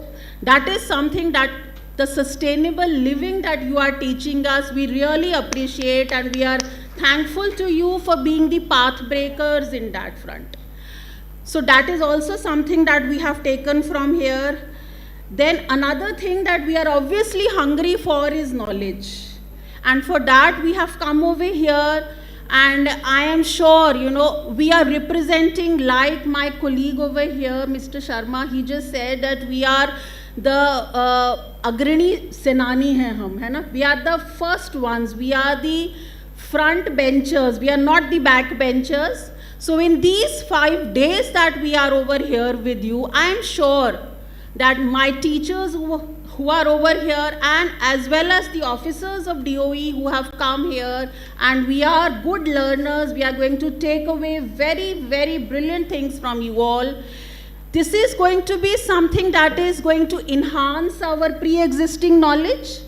We are already very learned people. Yes, you already know of Delhi as a very vibrant learning community. So we have learnt a lot. We have come here with open hearts and with open minds. We are going to learn, we are going to imbibe, and we are surely going to implement it in our DOE schools. So I would just like to end with saying that, first of all, we would like to thank all the organizers. It is SCRT also, and all the organizers from the IKS. You have done a brilliant job. 5 days of learning, 1 day of, just sightseeing and roaming, that did us really something very good. So it is our collective journey towards knowledge, towards harmony, towards innovation, and also the most important thing, towards collaboration. So thank you for that. We are all here, and we are all going to just begin our learning. Thank you for the warm welcome. That the welcome was obviously a symbol of your cultural heritage and your smiling faces, the girls in beautiful saris. They just made it everything so peaceful, so serene, and so wanted, we all felt. So thank you everyone from the core of my heart and all the 41 hearts that are beating over here. Thank you everyone. Namaskar everyone. Thank you ma'am, thank you for your encouraging words.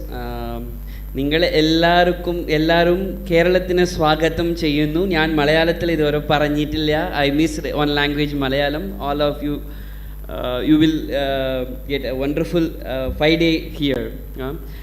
Now we are honored by the presence of our respected director, Professor K.K. Shain. I invite him to deliver the presidential address.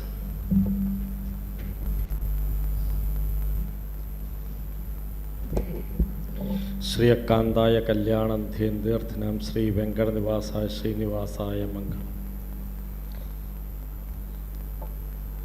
आदरणीय Shri doctor P Rajesh Kumar जी, Dayanath ji, doctor Mukesh Kumar ji, Shri Vijesh Kumar Sharma ji और Delhi NCERT से पधारे अधिकारीगण और सम्माननीय अध्यापकगण,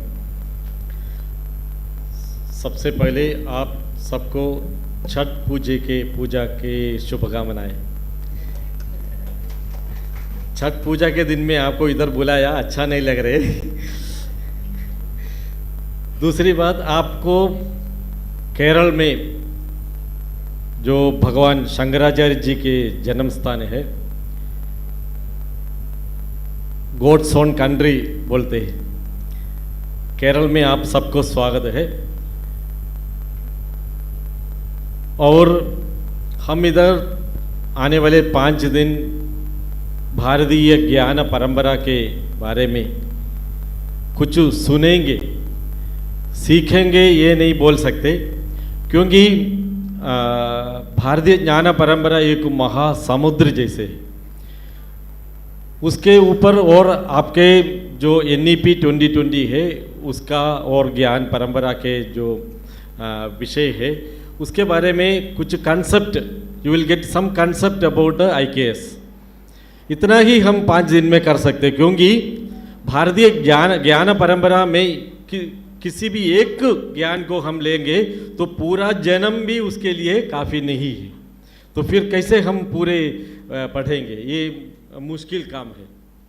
थोड़ा कुछ समझेंगे, इतना ही है। भारतीय ज्ञान परंपरा जो हम बोलते हैं वो पिछले 5 साल से लगातार उसके ऊपर चर्चा चल रही है। कई लोगों को ये क्या चीज़ है समझ में नहीं आता है, कुछ लोगों को समझ में आता है, क्योंकि आप उत्तर भारत के लोग भारतीय ज्ञान परंपरा में जीने वाले लोग हैं। अभी छठ पूजा, आज छठ पूजा है। छठ पूजा का मतलब क्या है? वो सूरज की पूजा है। सूर्य की पूजा हमारे वैदिक परंपरा है, मतलब हजारों सालों से वैदिक परंपरा 5000 कुछ नहीं है, शायद 25,000 साल भी पुराना हो सकता है। तो इतना पुराने सूर्य भगवान को पूजा करने की प्रथा आज भी हमारे भारत में जिंदा है। ये बहुत अद्भुत की बात है, और ये सब उत्तर भारत में ज़्यादा है। आप लोग भारतीय ज्ञान परंपरा में जीते हैं, हर चीज़ आपके त्योहार सब भारतीय ज्ञान परंपरा से। और भारतीय ज्ञान परंपरा में जो ग्रंथ है, ग्रंथों का जो प्रत्यक्ष रूप आपको देखना हो तो आपको दक्षिण आना चाहिए। उदाहरण के लिए आपको अगर भारतीय वास्तुविद्या को देखना है तो आपको दक्षिण में तमिलनाडु और केरल जैसे जगह में आना पड़ेगा। इधर पूरा मंदिर सब वास्तु के नियम के अनुसार होता है। और आपको पता है नाट्यशास्त्र, भारतीय इंडियन थिएटर है, नाट्यशास्त्र कितना 2000 साल पुराना ग्रंथ है, उसको वैसे ही जीवंत आप देख सकते हैं। केरल में कूड़ियाटम में और एक क्लासिक कला में आप नाट्यशास्त्र को वैसे ही, कथकली आपने देखा होगा, नाट्यशास्त्र में जैसे ही बोला गया वैसे ही मुद्राएं सब उसमें दिखाते हैं। मतलब वो उसका जीवंत रूप इधर आपको मिलेगा। मतलब ये दोनों मिला के, मतलब परंपरा को जीने वाले उत्तर भारत में, उसको संरक्षित करने वाले दक्षिण में, ये दोनों मिला के भारतीय ज्ञान परंपरा है। अभी बहुत सारे हम ज्ञान परंपरा के बारे में जब बोलते हैं तो आप वेद लेते हैं, उपनिषद लेते हैं, पुराण रामायण महाभारत सब लेते हैं, लेकिन ये सब एक एस्टैब्लिश्ड भारतीय ज्ञान परंपरा है।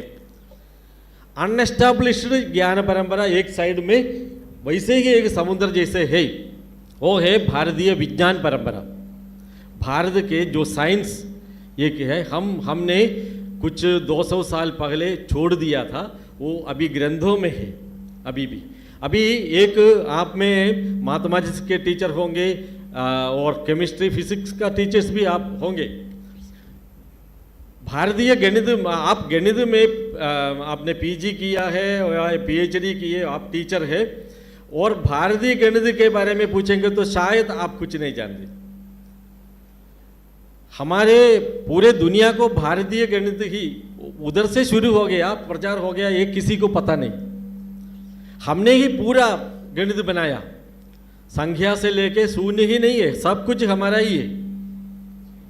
ये गलत है, सिर्फ शून्य का है, ऐसे कुछ नहीं है। और इतना फॉर्मूले है, और भास्कर आचार्य जी जैसे, आर्यभट्ट जैसे लोगों ने इतना फॉर्मूला बनाया, उसके 300-400 साल के बाद में विदेशियों ने ये सब बनाया। लेकिन हम पढ़ते हैं न्यूटन का सिद्धांत, ऐसे ही बोलते हैं। और केमिस्ट्री हम लेंगे तो भारत से, वो वेद से लेके केमिस्ट्री है। इंडियन इंजीनियरिंग जो है, अभी मैंने कहा वास्तुविद्या, इंडियन साइकोलॉजी, भारतीय भगवद्गीता लेंगे तो पूरे साइकोलॉजी है। और प्रैक्टिकल इंडियन साइकोलॉजी है योग दर्शन। ये सब हम पढ़ाते भी नहीं है, पढ़ते भी नहीं। इसलिए नए जो शिक्षा नीति आई है उसमें हमने, ऐसे नहीं है हम पीछे जाएंगे, पीछे जाने के लिए नहीं है, हम आगे जाएंगे, लेकिन हमारी परंपरा को भी जानकर आगे जाएंगे, यही हमारा लक्ष्य है। मतलब हम कोई भी शास्त्र पढ़ेंगे तो इस शास्त्र का, भारत का योगदान क्या है ये भी सीखेंगे और हमारे छात्रों को सिखाएंगे, ताकि आने वाले जो पीढ़ी है वो हमारे परंपरा से, हमारा भारत से गौरवान्वित हो। यही हमारा लक्ष्य है। ऐसे पीढ़ी को निर्माण करना है जो हमारे देश को प्यार करते हैं, देश की परंपरा को पूछते हैं। ऐसे पीढ़ी का निर्माण करना, यही हमारे नई शिक्षा नीति के लक्ष्य है। अभी आने वाले 5 दिन आप ये सुनेंगे, और बीच में आपको एक दिन कलामंडलम लेके जाएंगे। कलामंडलम भारत के एक ही विश्वविद्यालय है, डीम्ड यूनिवर्सिटी है, वो कला के लिए। ये जो मैंने कहा है, कूडियाटम, भरतनाट्यम, कुचिपुड़ी, ये सब साउथ का है, और कथकली, मोहिनी आटम केरल का है। ये सब पूरा हमारे नाट्यशास्त्र के आधार पर बनाए गए है। तो ये सब देखने के लिए आप उधर जाएंगे। और आपने देखा है हमारे केरल का जो सौंदर्य, प्रकृति, आपके पास कितना टाइम है मुझे पता नहीं है, कहीं भी आपको लेके जा रहे हैं वो भी पता नहीं है। बहुत सारे अच्छे अच्छे जगह है देखने के लायक, पास में भी है। आप अगर मौका मिल रहे तो आप देख लीजिए। और मैं आपको सबको शुभकामना देता हूँ। और 5 दिन में कुछ नहीं मिलने वाला है, ये एक कंसेप्ट मिलेगा, क्या क्या है आगे जाने के काम हमारे है। हमको ऐसे एक भारत को बनाना है जो विश्वगुरु था, अभी आने वाले समय में दोबारा हमको उसको विश्वगुरु बनाना है। हम टेक्नोलॉजी में सब आगे जा रहे हैं, लेकिन अच्छा मानव को बनाने के हमारे जो परंपरा है वो आगे दोबारा लाना है। हम जान रहे हैं हमारा स्कूल में पढ़ाते हैं, कॉलेज में, ये सब पढ़ने के बाद भी एक अच्छा व्यक्ति नहीं बन रहे तो इस शिक्षा से क्या फ़ायदा है। तो हमारे लक्ष्य है एक क्वालिटी, मूल्यवान व्यक्ति का निर्माण। वो मूल्यवान व्यक्ति सिर्फ भारत के बारे में नहीं सोचे, पूरा दुनिया के बारे में सोचने वाले विश्व मानवों को बनाना है। जैसे विवेकानंद जी ने कहा है, हमारा लक्ष्य है, अंतिम लक्ष्य है विश्व मानवों को बनाना है। क्या है, विश्वम भवति एक नेढ़म, एक ही नेस्ट है, और पूरा यूनिवर्स इज ए नेस्ट। ऐसे हमारे परंपरा है, उस दोबारा उसको लाना है। उसके लिए आए आप लोग इसका शिखा वाहक लोग हैं। और आपके राज्य में NEP 2020 लागू किया है, उसके लिए भी आपको अभिनंदन करता हूँ, क्योंकि केरल में अभी तक उसको लागू नहीं किया है, विरोध हो रहे हैं।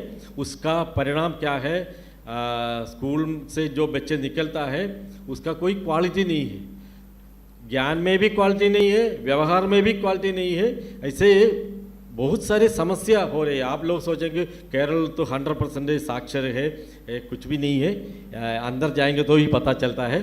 हम लोग इधर ही रहते हैं। और ज़्यादा नहीं बोल रहा हूँ, धन्यवाद। और आप सबको कोई कमी है तो आप बता दीजिएगा, हम उसको सुधरने के लिए कोशिश करेंगे।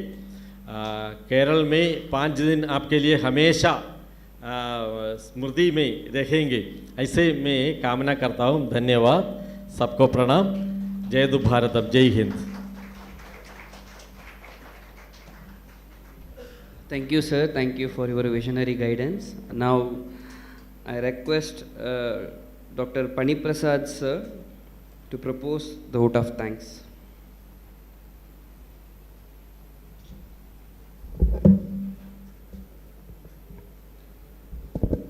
यस्य भवद्भक्तजनार्तिहन्तुः पितृत्वमन्येषु विचार्य तूर्णं स्तम्भेऽवतारः तमनन्यलभ्यं लक्ष्मीनृसिंहं शरणं प्रपद्ये.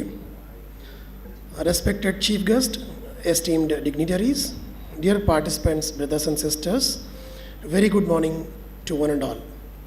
It is my proud privilege to propose the vote of thanks on behalf of the organizing committee of the 5 days continuous professional development program jointly organized by the Central Sanskrit University and SCERT New Delhi.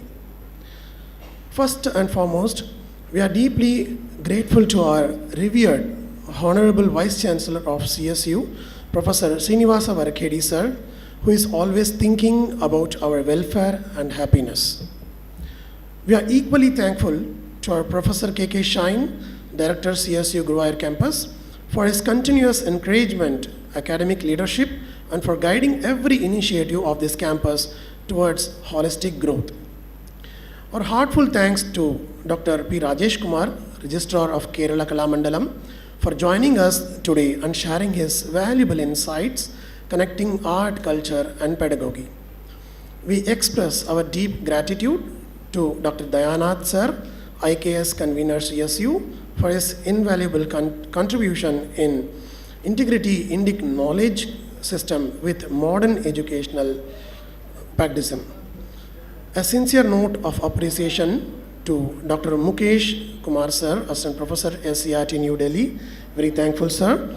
And I thank Sri Bijesh Kumar Sharma sir, DDE Nursery Primary Branch sir, for a great speech. And I thank Sri Deepa Singh ma'am, DDE Inspection DEO Delhi, for her beautiful speech. Thank you so much. I thank everyone and the participants especially. I thank everyone gathered here, and the convener of the program, Dr. B.V. Lakshmi Narayanan sir, I thank him very heartfully for this program, and for the Sanchalak, Dr. Sridhar Rajan sir, I convey my heartfelt thanks to him. Thank you so much. Dhanyavad. Thank you, Pani Prasad sir. With this, we conclude the inaugural session of our CPD program of IKS. We sincerely thank to all dignitaries, guests and participants. Now please join us for tea in front of our conference hall, education building. Followed by a technical session, Understanding Indian Knowledge System, Concept, Nature, Scope and Relevance by Sampath Kumar sir. Thank you one and all. Dhanyavadaha. So, Shanti Mantrena Samapayamaha. Shanti Mantra. Om Sarve Bhavantu Sukhinaha Sarve Santu Niramayaha Sarve Bhadrani Pashyantu Ma Kaschid Dukkha Bhag Bhaved. Om Shanti Shanti Shanti.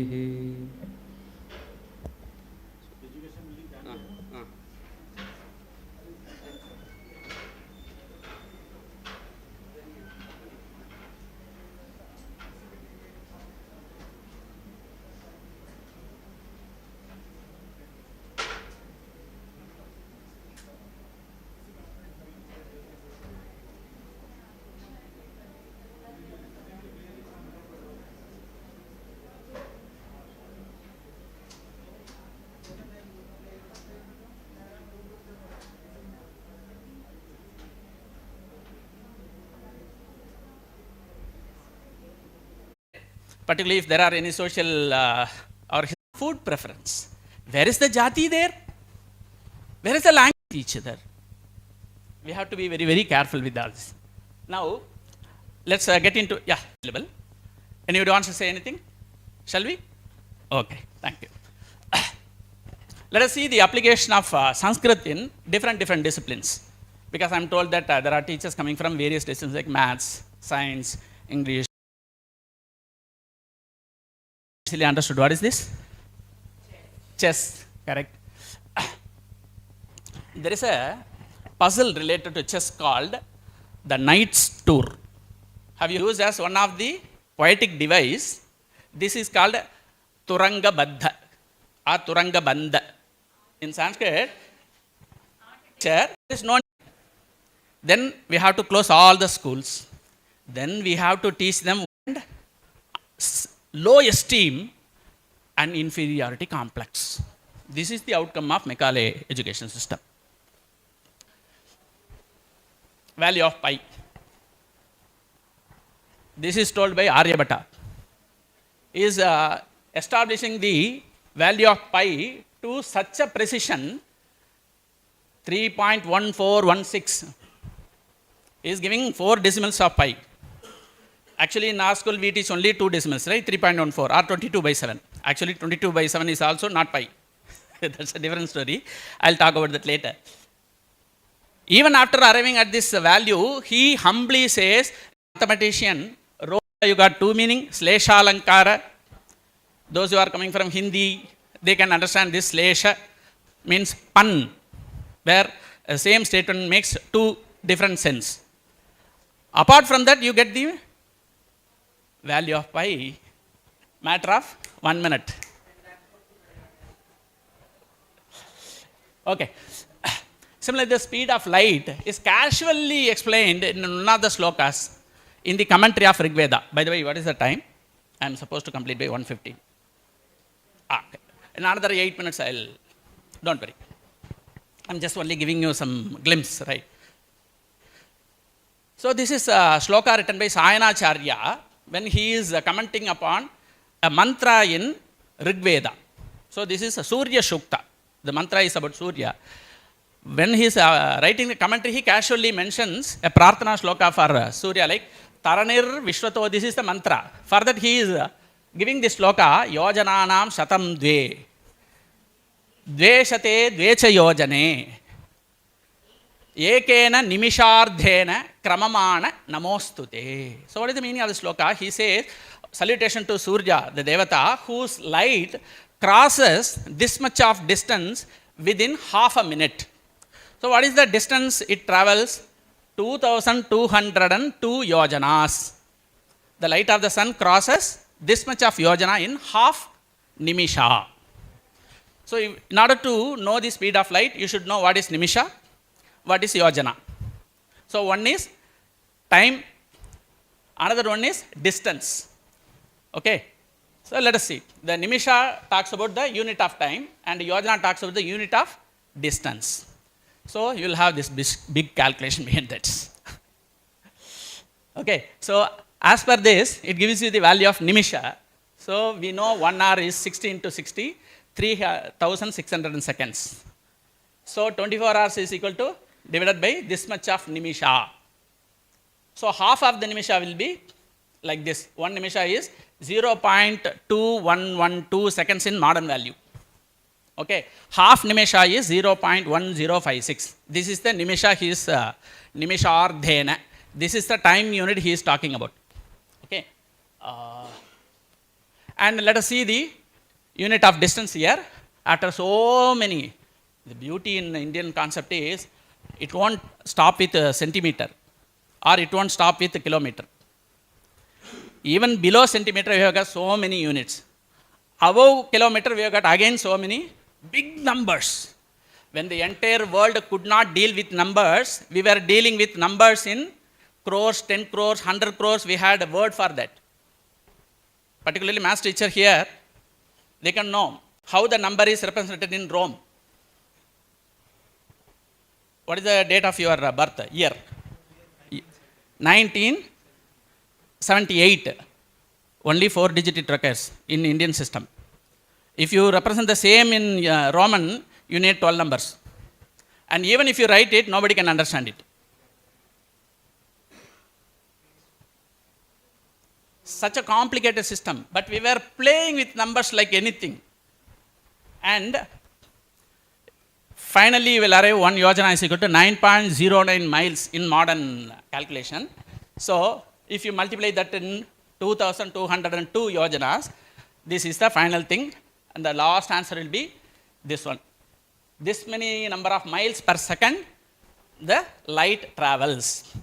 As per the modern calculation, the speed of light is 1,86,000, and the number here is 1,89,547 miles. Almost similar, but even then I will give benefit of doubt to that shloka because the speed is not constant. There are so many factors behind it. The gravity is changing, the distance is changing, rotation speed, revolution speed, everything is constantly changing, and the universe is expanding.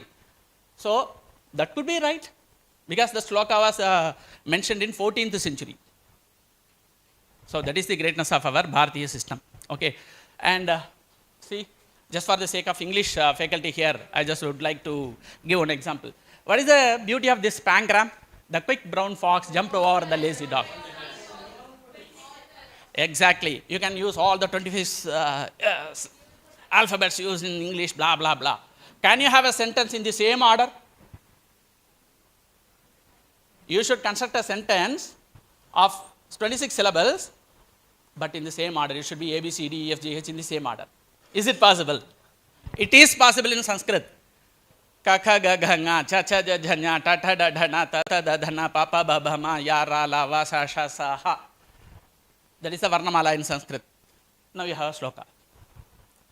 Kakkau ghan chichau jna jagnyau tau ti da dandanaha tatho dadin paparbabhir mayoril vasisham sahaha. And it has got a beautiful meaning. Can you imagine composing a poetry with only one letter? Yes, it is possible in Sanskrit. This is only one shloka. There are so many slokas in Kiratarjuniya and Shishpalavadha. So many slokas.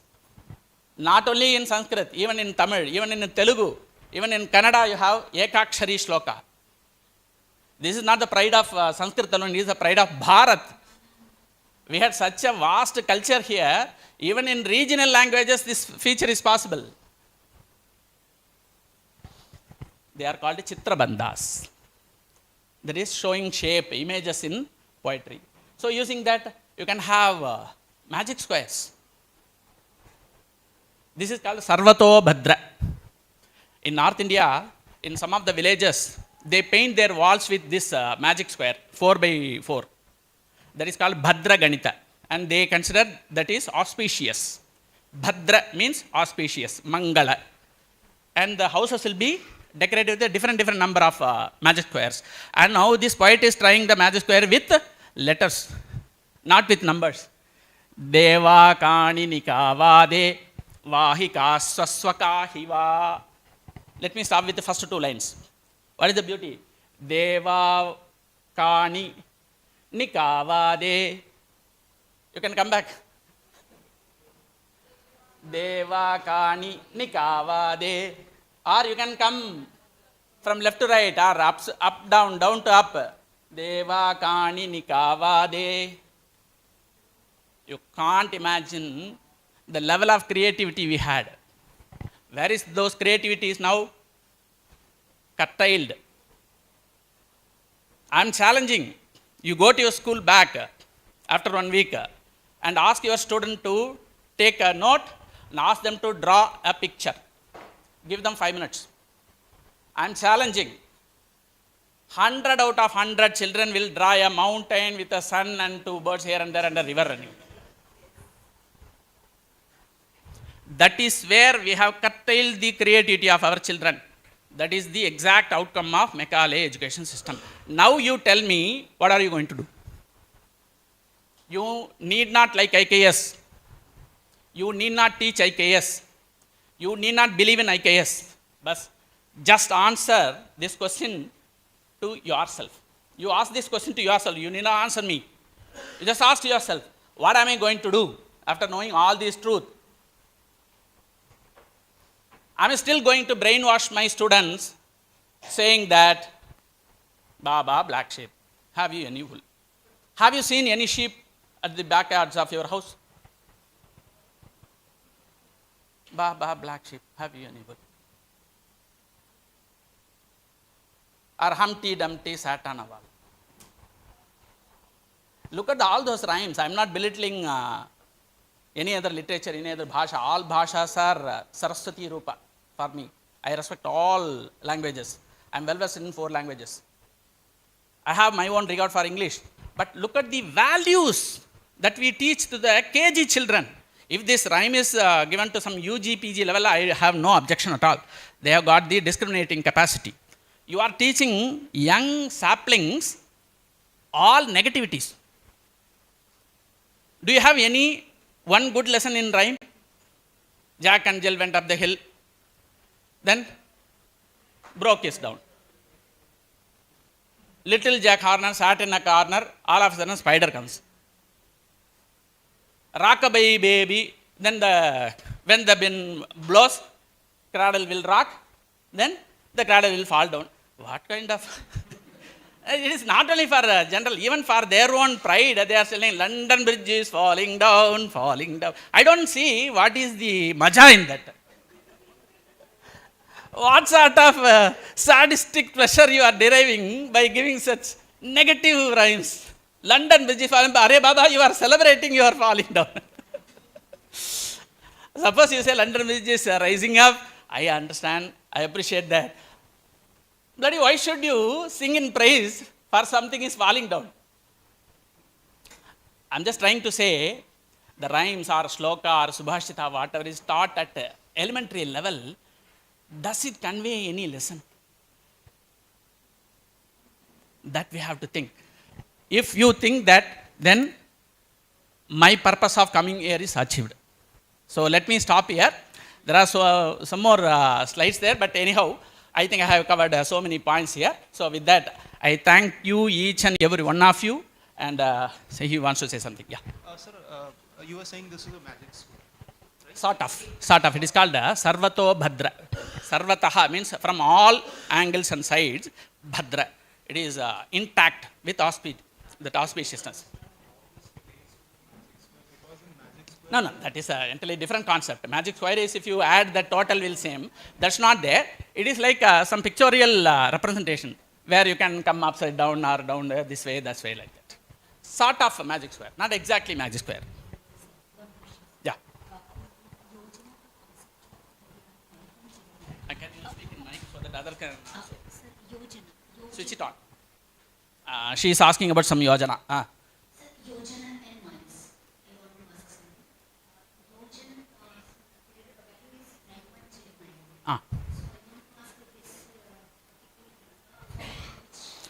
That is from Markandeya Purana.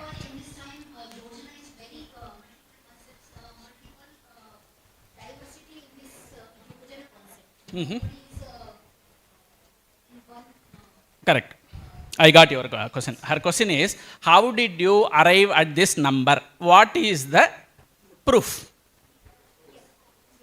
Source. This particular source is based on Markandeya Purana. Okay. First one is based on Bhagavata Purana. The Nimisha calculation is based on Bhagavata Purana. Second one is based on Markandeya Purana. We have got plenty of Puranas. 18 Puranas, 18 Upa-Puranas. In each and everything there might be some slightest modification or difference of opinion. That is the beauty of our system. In our system, if something is established, we won't take it as it is. We will question it.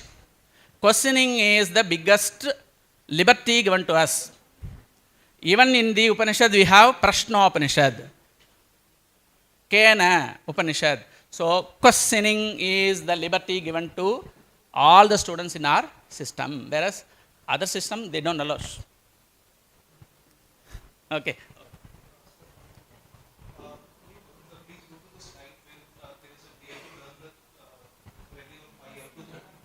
Okay. You want that Katapayadi Sankhya, right? This is. So, very good. That requires another slide. I'll tell in short what is the time. 1:19 already Lakshman Naranji is staring me. Please bear with me for 1 minute. The first row, ka, ka, ga, gha, nga. Cha, cha, ja, ja, nya. So 10 letters are there. So let us give number for ka. 1, 2, 3, 4, 5. Ka, ka, ga, gha, nga. Cha, cha, ja, ja, nya. 6, 7, 8, 9, 0. The value of nya is 0. Now, what is the next varga? Ta, ta, da, dha, na. 1, 2, 3, 4, 5. Then ta, ta, da, dha, na. 6, 7, 8, 9, 0. Pa, pa, ba, bha, ma. 1, 2, 3, 4, 5. Ya, ra, la, va. 1, 2, 3, 4. Sha, sha, sa, ha. 5, 6, 7, 8. This is the number system. I will give you another trivia. Shri Rama Rama Rameti Rame Rame Manorame. You all know this, right? So according to this sloka, if you say 3 times Rama, it is equal to 1000. So how it could be? Let us take the Katapayadi Sankhya. Ra. According to Ra, the value of Ra is 2. Ya, Ra, La, Va. So Ra is 2. Pa, pa, ba, ba, ma. Ma is 5. 2 into 5, 10. 10 into 10 into 10. Sahasranama Tattulyam Rama Nama Varanane. So if you take Katapayadi Sankhya value, you can give number for all the letters. That is another. In Kerala, there is a phrase very, very popular. We bless everybody saying, Ayur Arogya Saukhyam, which is a phrase present in Narayaniyam. So if you apply Katapayadi Sankhya, that will give you the date of the composition of Narayaniyam. So that is the beauty. And I thank you all once again for this wonderful opportunity and for your patience listening. And I hope I inspired you. Thank you, Nandal.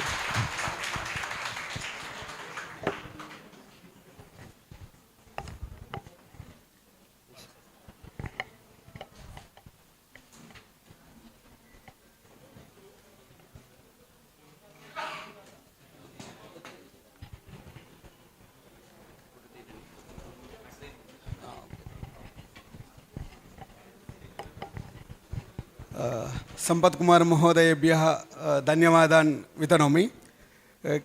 थोड़ा थोड़ा मैं संस्कृत में बोलना चाहता हूँ। क्या है, हमारा परिसर का वातावरण संस्कृत वातावरण है, तब आप लोग भी थोड़ा थोड़ा संस्कृत सुनेंगे तो अच्छा होगा है। इसी कारण से मैं थोड़ा संस्कृत का भी बीच बीच में वार्तालाप करने के लिए सोच रहा हूँ। हमारा गेस्ट लोगों को भी हम लोग बताए थे, थोड़ा संस्कृत में भी आप पढ़ाइए। कहे संस्कृत सुनेंगे तो इतना आनंद आता है, सभी को 99% पता है। इसलिए हम सभा कार्यक्रम में हम जोर दिए थे संस्कृत में, परंतु हमारा डायरेक्टर सर साधु स्वभाव है, सभी लोग हिंदी वाले हैं, आप संस्कृत में कैसे वार्तालाप करते हैं, हिंदी में बोलो। अतः मैंने हिंदी में कहा था।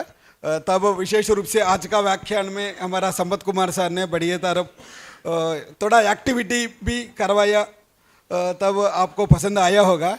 हमारा परिसर की ओर से और SCERT दिल्ली की ओर से विशेष रूप से प्रतिभागियों की ओर से हम सर को धन्यवाद कहेंगे। मैं मुकेश सर को एवं राजेश कुमार सर को मैं आह्वान करता हूं सर का सम्मान करने के लिए।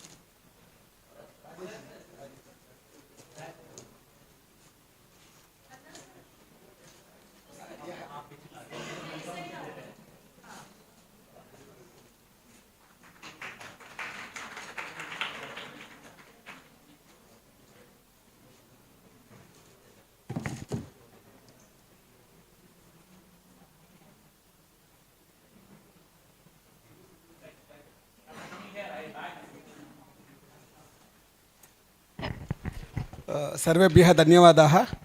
प्रायः सर्वेषां कृते बुभुक्षा जायते, भूक् लग्ति है अतः भोजनं सिद्धमस्ति, अतः वयं भोजनार्थं गच्छामः। पुनः सेशन् सपादद्विवादने सार्धद्विवादने वयम् अत्र उपस्थिताः भवामः, 2:30 बजे 2:30 बजे सार्धद्विवादने 2:30 वयम् अत्र अवश्यम् उपस्थिताः भवामः। धन्यवादाः।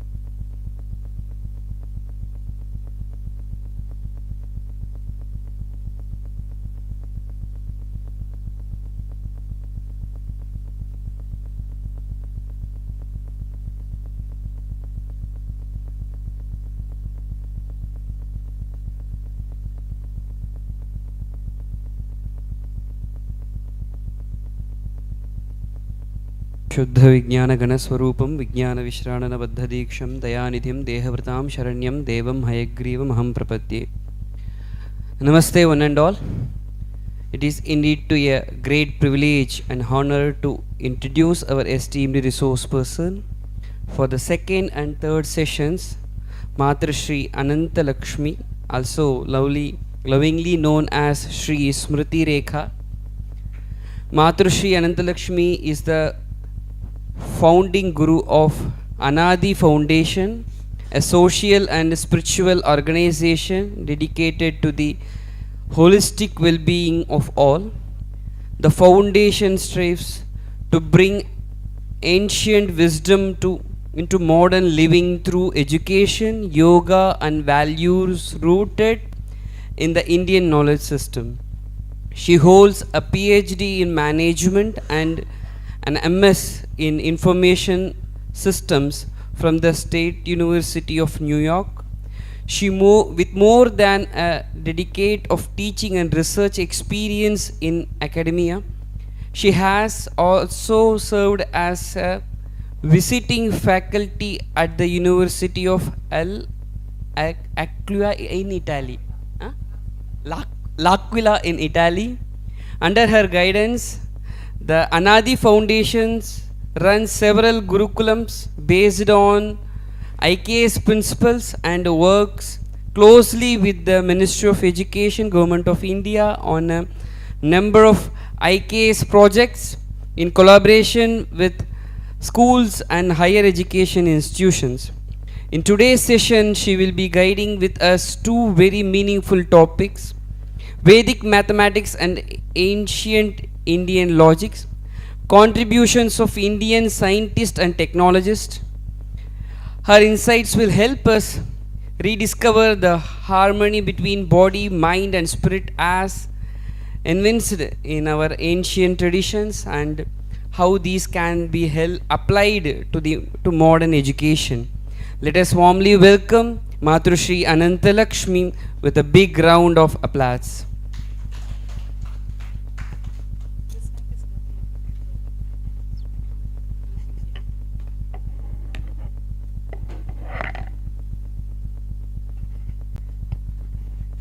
Namaste everyone, very happy to be here, and I think all of you are from Delhi. Yeah, so how are you liking Kerala?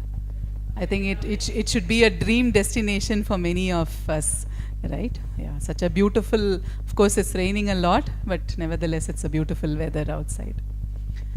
So welcome to this session, and what we would be looking at as part of these two sessions is a combination of mathematics and of course ancient Indian science and technology.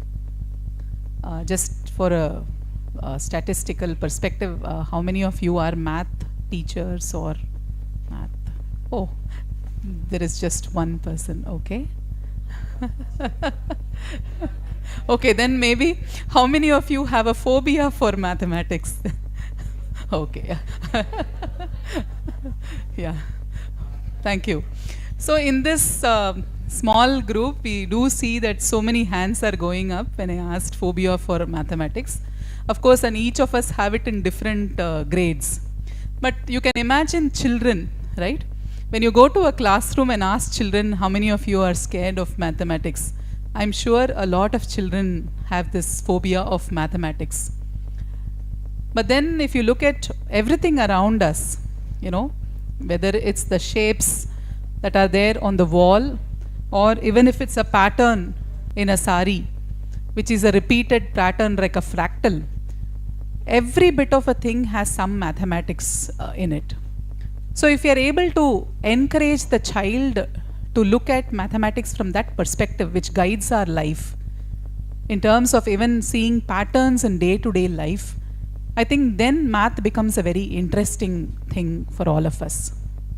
So just a bit of a background. My husband and I were both computer science professors at Amrita University for more than a decade. And before that we were briefly software engineers. And we used to joke that no matter how many hours we work before the computer, it would never get inspired. Of course, now with AI and all that, you can inspire the computer a little bit, but at that time, it's just a dumb terminal, right? So we shifted to academia, and then we started Anadi Foundation in 2015. In 2021, we started a Gurukulam, completely based on Indian knowledge systems. We teach Sanskritam, we teach Ayurveda, we teach Bharatiya Ganita. We also teach astronomy, Yoga Shastra and all of that for children as young as 11 years of age. And we also created a non-residential Gurukulam for children from 6 years to 10 years of age. And we also have a Bala Gurukulam, which is for 2.5 to 5 years. Otherwise, we joke that still people learn Johnny, Johnny, yes, Papa, or London Bridge is falling down or whatever. But there are so many more things that we can learn from our own culture and heritage. So we created these IKS-based various schooling systems, so that of course the mainstream education is there, which is catering to a lot of people, but there are also people who are interested to learn more about such systems. So that is why we created the Gurukulas. And I have Tejasvi here with me. So he studied in our own Gurukula. He also now teaches in our Gurukulam and also pursues Sanskritam, Shastriya Sangeetam and all of that. And he also is my elder son. So here, in this particular session, we will be bringing a little bit of historical perspective of mathematics and a little bit of some techniques and pedagogical approaches to math. Okay. So here, if you see, at some point in time in history, Indians used to occupy 25 to 30% of the world's GDP. There is a report called the Angus-Madison report, which shows that the contribution of India at some point in time was more than 25 to 30% of the entire world, contribution. And you would see that if you had to have such a high contribution, it means we had a lot of produce. If we had a lot of produce, it means there was a good vocational system in place in order to train people to have the skills. It means there was a highly functional educational ecosystem in place, and we were forerunners not just in philosophy or yoga or whatever, but in terms of science and technology as well. Shipbuilding, metallurgy, chemicals, and so many more things, mathematics, arts, music, everything has a very deep scientific basis to it. And of course, mathematics is no different. When we say the contribution of Indians to math, right, what comes to your mind? Aryabhatta, okay. Yeah, what was the significant contribution that we normally say? Okay. What is it? Zero, yes. So we joke, zero contribution to mathematics. No, no, not that way, right? So when we say the contribution, let me just take an example. Okay. In your notebooks, you take these two numbers, okay? How do I write here? Can I write?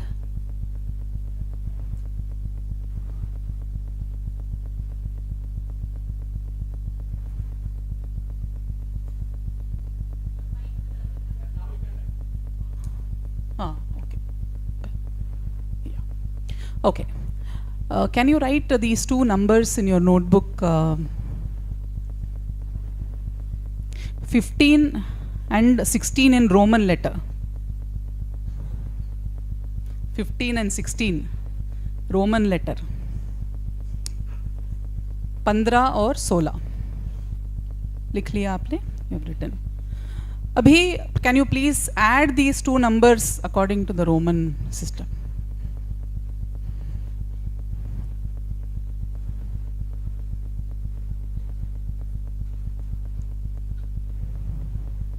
Can you add?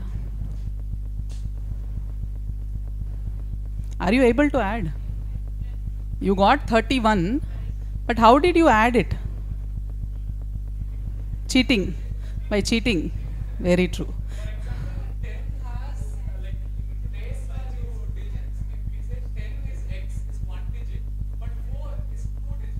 Yeah. You cannot add it.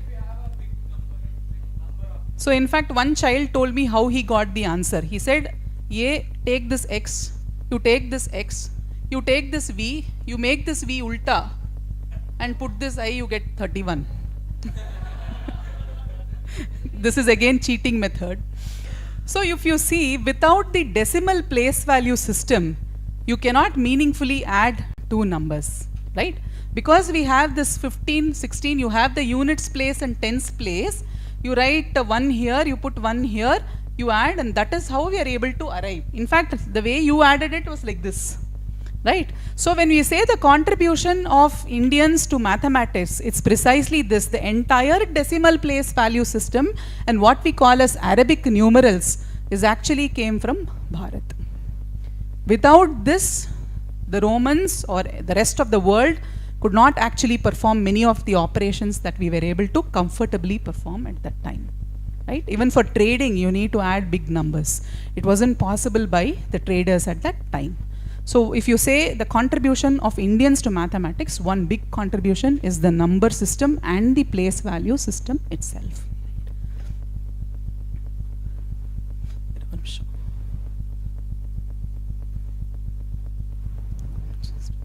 So when we look at the periods of mathematics, it's just a 1 hour session, but I'll try to keep the history brief.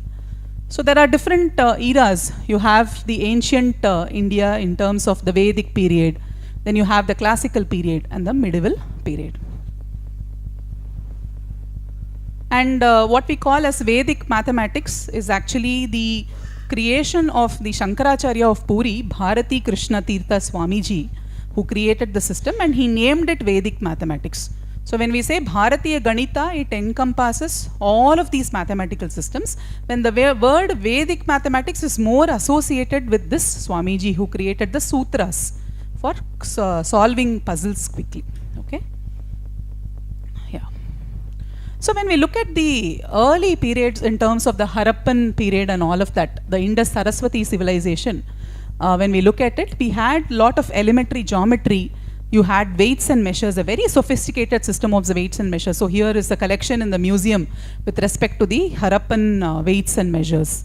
And they also had an elaborate brick building technology. So when you look at the Harappan bricks, very, very in terms of their proportions and all of that, they had very advanced level of practical geometry and mathematics. So when we say Bharatiya Ganita, it goes very, very to a much earlier period that we can think of. So it means that, for example, I don't know how many of you have visited the temple, but or at least you would have seen a picture of the Periya Kovil or the big temple in Tanjavur, right? Brihadishwara temple, right? So it's such a sophisticated architecture with such a big gopuram, with such a big praharam and all of that. So only with a very high level of precision in mathematics, geography, in astronomy and all that can they actually create such structures, right? So it means that the mathematics, what we see in Bharat, has been a very great continuum throughout a lot of periods. So here, even in the Rig Veda, a lot of this mathematical knowledge is available. Progression series are available. When people chant the Rig Veda, they actually chant a lot of these mathematical progression series. I'll try to leave some of the slides with you so that you don't have to take this. So even in the Yajur Veda, if you see Eka Dasha Shata Sahasra Ayuta Niyuta Arbhuda Nirbhuda Samudra Madhya and Parardha, up to 10 power 12, all these values are actually available in the Yajur Veda as well as the Taittiriya Samhita and all of this. So it means that there was a functioning place value system available in the Vedas. Very good. And in terms of the even numbers, the odd numbers, even the term yugma and ayugma, which is referring to even numbers and non-even or odd numbers, all this is available in the Vedas. So these are some of the proofs that early Indians had knowledge of mathematics and were utilizing mathematics. So what were some of the uses of mathematics that you can think of in the early on times?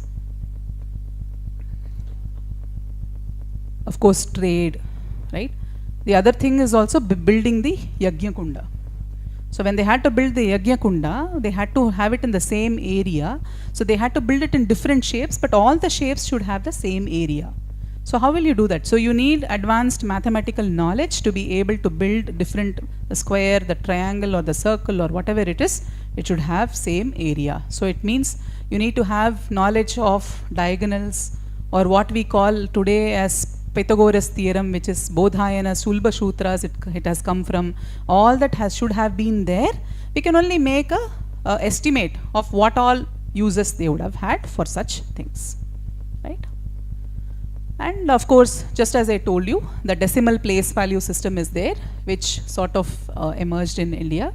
And a lot of people have actually spoken about the greatness of the decimal place value system, without which common operations like even addition, subtraction, you saw, if I had asked you to add 35 and 45 in Roman letter, if I ask you to multiply, I can leave the session for next 5 days, you'll only be doing that calculation, right? So it's very complex to do with the Roman letters. This is all I'm slightly rushing through, but the idea is just to give you a flavor, and we can go into some of the mathematical works and verses and some pedagogical aspect.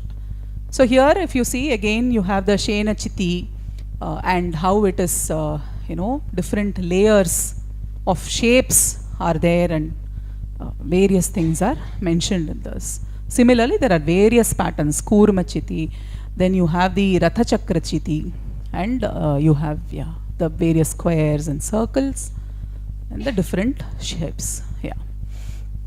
And it means that if you look at the previous pictures, so if you see all of this, it means that a lot of these geometrical shapes are in use, right? So if you need to construct this figure, it means that you need to know the proportion and the areas and how you need to arrange them in such a pattern. So it means that complex knowledge of mathematics is required, right? And it means that you had squares, trapeziums, curvilinear circles, all of these geometric shapes were in place. And when you calculate the various values, then the knowledge of the irrational numbers was also there. So that is why, for example, root 2 and pi, all of this is in place. When you have to calculate, what is a SCERT? You've heard of the word SCERT? Yeah. There is a funny anecdote. Of course, this is debated, but nevertheless, there is a principle called Bhuja Koti Karna Nyaya, which means Bhuja is the side, Koti is the arm, the vertical part of the triangle, right, height, and the Karna is the hypotenuse, okay. The hypotenuse, how will you find the hypotenuse? Suppose the Bhuja is A, the Koti is B, and the Karna is C. How will you find the hypotenuse? Square root of A square plus B square. So inherently the Karna is an irrational number, if it like root 2. Okay. So here what happened was, very funnily, when our mathematical texts were translated from India to Arabic, because they all went from India to Arabic, then they went to Europe.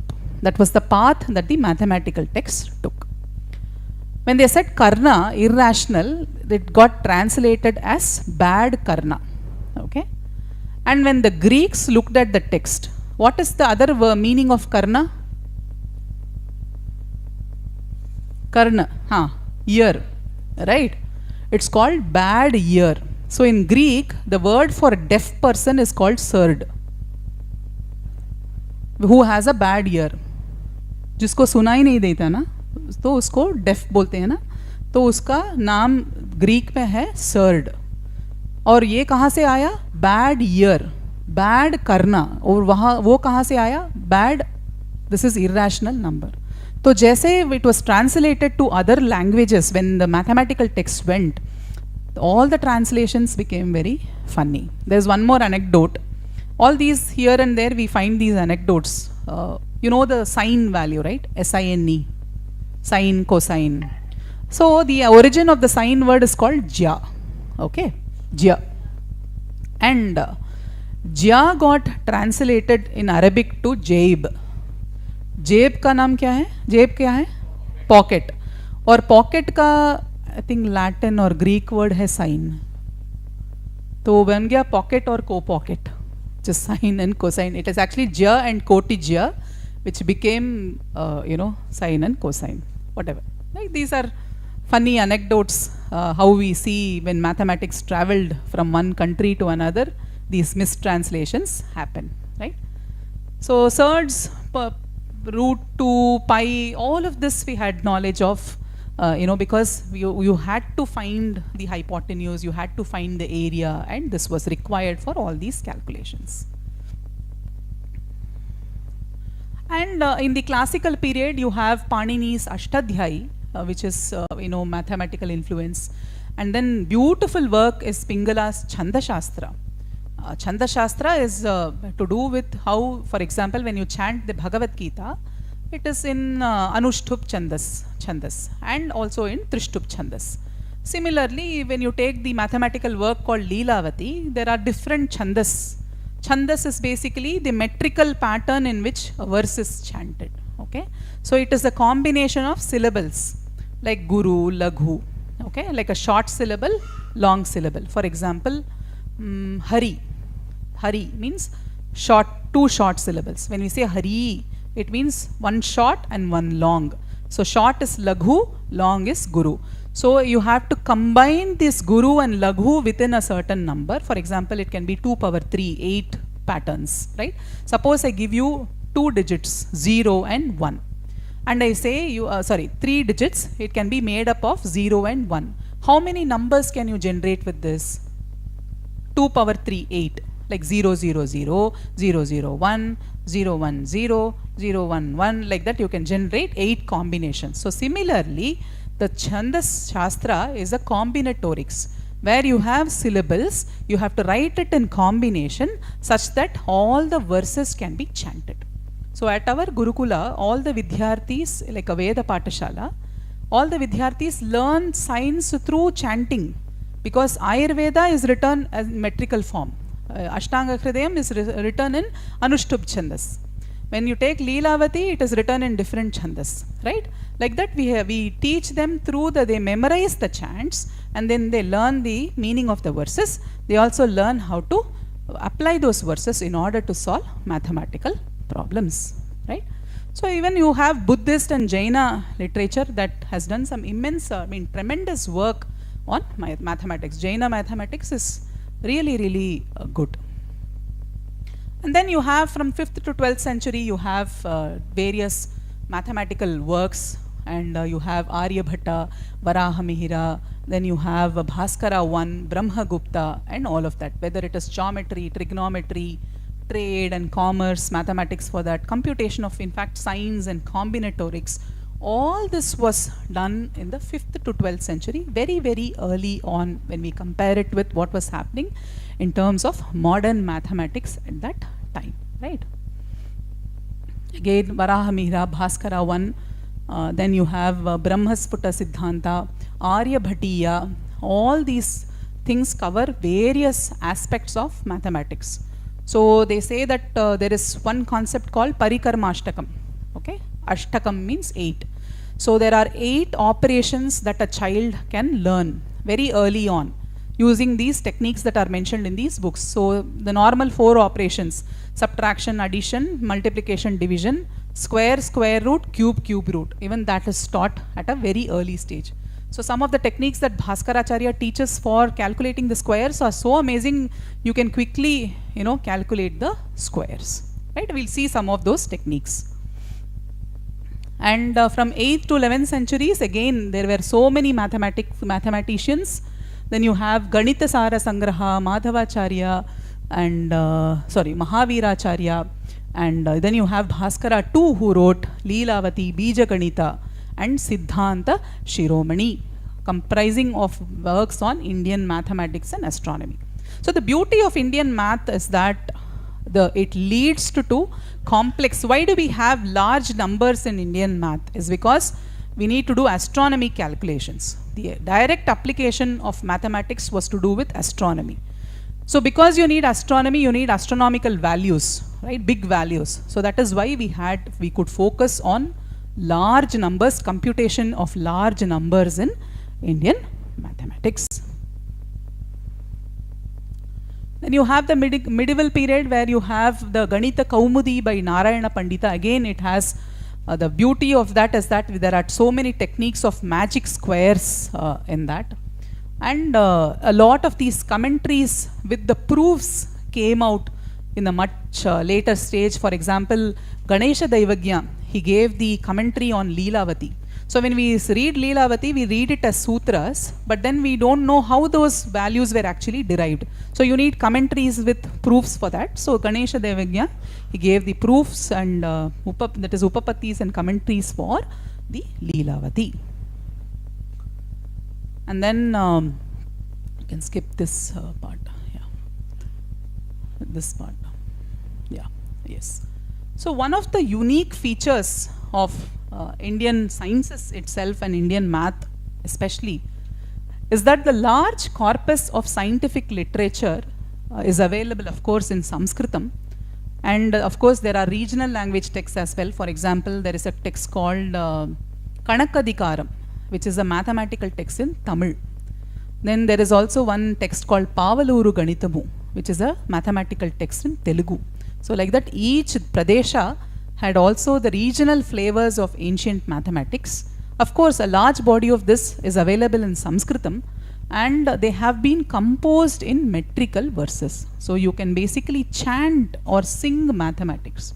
See, what happens with this particular thing is that, for example, in a classroom, I'm assuming all of you also teach to students. Yeah. So in a classroom, you would have seen there are students who are analytical minded, who can quickly solve the problems. But there are also students who are, you can say, more right-brained approach, more artistic in nature, love music and all of that, or can love languages. So for those students, mathematics can be a very bitter pill for them, because their brain will just not be able to accommodate that analytical, very, very sharp thinking. But when we go through mathematics in a form of poetry and metrical verses, the cognitive load is actually offloaded, because you learn mathematics like arts now. So even if it's a right brain child or a left brain child, they can comfortably navigate when they study in this particular pedagogical approach. That has been the beauty of Indian math. The second beauty of Bharatiya Ganita has been that all of us, when we go through the question paper, there will be this question, what is the value of x? And then there will be an equation that is given, right? But then we don't know where it is applied. My brother jokes. Right now he is in a big position in a big company, and all that he uses is addition from what he studied. The rest all is done by Excel or whatever it is. Now with Chat GPT and all that, even calculus you don't need to really study. You can just get it. So many of us grow up and wondering, where am I using this math? So it evaporates very fast. But then when you have to build a house, or when you have to draw something, or when you even have to measure a piece of cloth and cut it, then we struggle because we haven't learnt the ratios or proportions or whatever it is, right? That is where actually mathematics can be applied. So when we look at Indian Bharatiya Ganita texts, most of the verses present a real world context. Of course, it's slightly older because it will represent, but it can be very well adapted. So every problem in Leelavati is a real world context, where, for example, it could be a pond and a lotus, or it could be a peacock and a snake, or whatever it is. So it presents a natural world problem, so that, for example, in a Gurukula, when a child enters this room, and if we ask the child to calculate the area of this particular room, they can make a good guesstimate of the area, right? Because now they know how to map it to ratios and proportions. They would have seen a room of smaller size or similar size. They will just imagine how many of those rooms can I fit into this room, and they will broadly be able to tell the area. So this estimation capability comes with Bharatiya Ganita and this kind of a pedagogical approach, right? So let us see this particular example, okay? This is a verse from the Leelavati.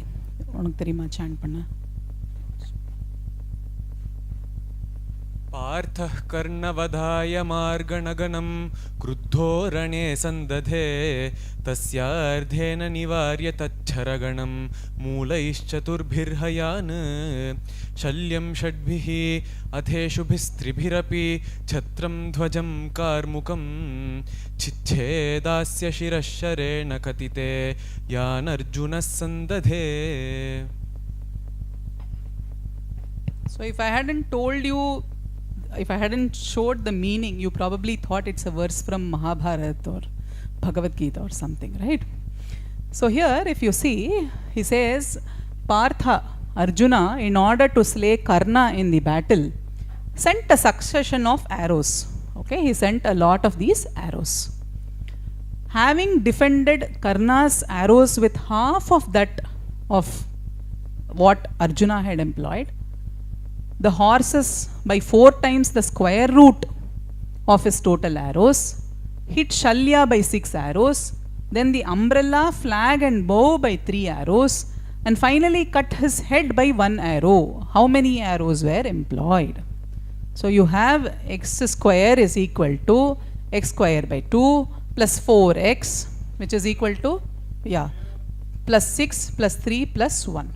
So you have x square minus 8x is equal to 20, and the formula for calculation is again a verse that is given in Leelavati in terms of, you have the verse?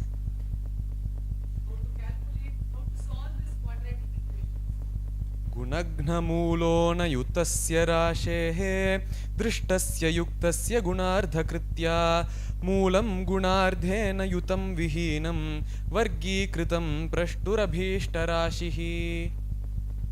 So he says that the b square or whatever it is, this is the formula that you need to apply in order to solve this quadratic equation, right?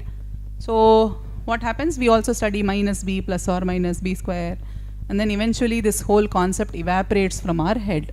But when children learn it as verses, until we die we actually remember those verses. So mathematics will not be something that I studied in 5th standard I forgot now, or something that I studied in 10th which I forgot now. It will stay with us lifelong. We will also not have the fear of mathematics. So such is the deep work. This is a bit complex, I do understand, but this is just to tell you in what manner the verses are presented in Bharatiya Ganita. Okay, another example, right?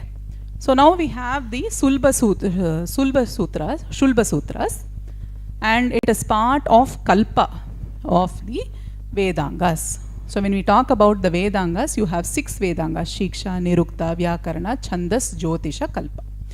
Of which the Kalpa, you have the Kalpa Sutras, and in this we have the various Kalpa Sutras. You have Baudhayana's Shulba Sutra, Apasthamba, Katyayana, Manava, Maitrayana, and Varaha and Vadhula Shulba Sutra. Like this we have multiple Shulba Sutras, which are also in a way calculations which you can do in a simple manner, and also with the help of various threads you can calculate. Okay, you can take a thread and create some shapes and calculate various things.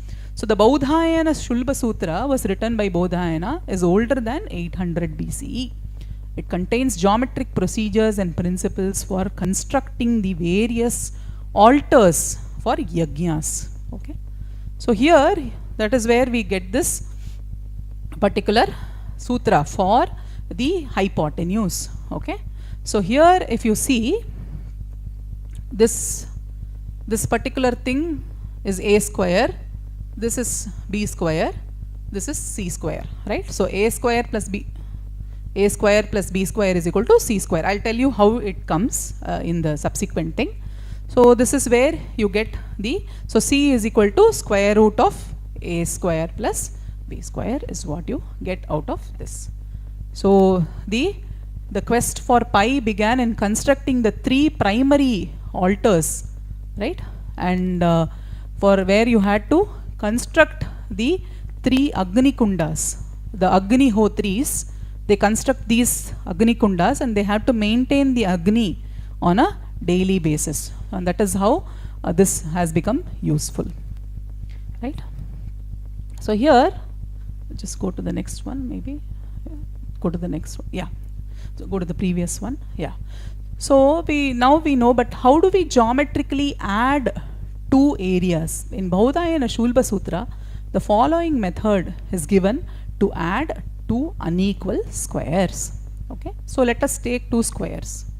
Let us take this square to be a square and b square. So what is the value of a square plus b square? How do we geometrically identify this? The power of this method is that we all study as formula a plus b the whole square is equal to a square plus b square plus 2ab. A plus b plus c the whole square is equal to a square plus, sorry, a square plus b square. It goes on like that, right? Or a plus b the whole cube, we do that. But when we look at it as geometrical patterns, it gives a whole new meaning altogether, right?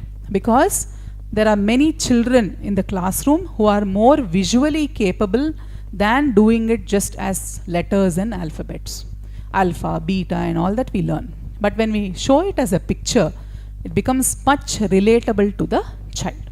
So how do we do this a square plus b square? Two unequal squares, how do we add them?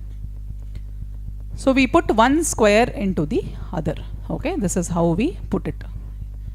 Okay, and what we do is that we put a line here. So now what happens is that this particular portion represents b and this particular portion or this particular portion represents a for us, right? Yeah, and then we draw the diagonal of this, because now we know the hypotenuse and all of that. Now what we do is that this particular thing, when we square it, when we square this particular thing, now we get this area of this particular square is the sum of these two areas, because we know a square plus b square is equal to c square. So this is the c square part of it. This is the a square and this is the b square. So when we add two unequal squares, this is how pictorially you understand the value of a square plus b square, right? A square minus b square. Again you draw this, again you draw this, you subtract it and you get a smaller square previous, and this is a square minus b square. Okay, let's go to one more thing. Now let us look at a plus b the whole square pictorially. Okay, a plus b the whole square. So here what we do is that this is a, this is b, this is a, this is b, right? So now we have split the entire square into a and b. So split the two sides of length a plus b as segments a and b. Draw two lines along the two sides indicating their respective measures. This creates four segmented areas within the square. Okay, now if we have to find, now this is a square, yeah? So what is the area of this square? A square. What is the area of this square? B square. What is the area of this? AB. What is the area of this? So AB plus AB.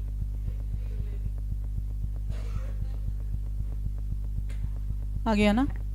A square. See, visually, we have never seen, I mean, I'm sure some of you have seen it, but generally when you look at a parent or a child, they would have never visually seen what is meant by a plus b the whole square. Yeah. Yeah, we'll go to that example now. Can you go to the next slide? Again, a minus b the whole square. You have a, you have b, you have a, b here, you have divided into two segments. Now this is the portion of a minus b. Now this is a minus b the whole square. This is ab, ab, ab, ab. So you have a square plus b square minus 2ab. The same method applied to a minus b the whole square. Okay. A square minus B square. Okay. So you have A plus B, and that is the answer is A plus B and A minus B. So you have here, this is A, this is B. So this will be A minus B and B. Okay. Because this is, the whole thing is A, the part is B. So this is A minus B and this is B. This is again A minus B and B. Yeah. Rearranging the pieces, the resulting area of a rectangle with sides, you have A plus B and A minus B, right? So you have, when you take this and put it, just go to the previous slide. You have this, you have this. You take it and put it on the top. Now you have two rectangles. One is A minus B, the other one is A plus B, and the area is length into breadth, which is A minus B into A plus B. So visually you have solved this problem, right? You can leave this part. We'll go to the square example. Yeah, go to the previous one. Yeah. Let's take an example, okay? What is 15 square? 225. 25 square? The 35 square? Okay. 45 square? Okay. 55 square? Wonderful, sir. Thank you so much. So here you have this 15, oh sorry, just go back.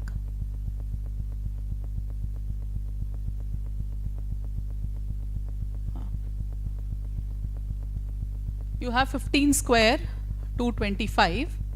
So Bhaskaracharya says, based on whatever geometric identities we looked at till now, there are methods where you have, say for example, you have 35 square, right, is equal to, first take this particular digit 5 and write it square, okay, and now you take this particular digit and multiply it with its next number. 3 into 4, 12. So it is 1225. Okay. Easy. Now 45 square. 5 square is 25. 4 into 5, 20. So 2025. Now you have 55 square. Very good. 3025. So few seconds ago you struggled to calculate big squares, right? But now within few seconds you are able to calculate this, because this comes from the geometric identity we just looked at. Okay.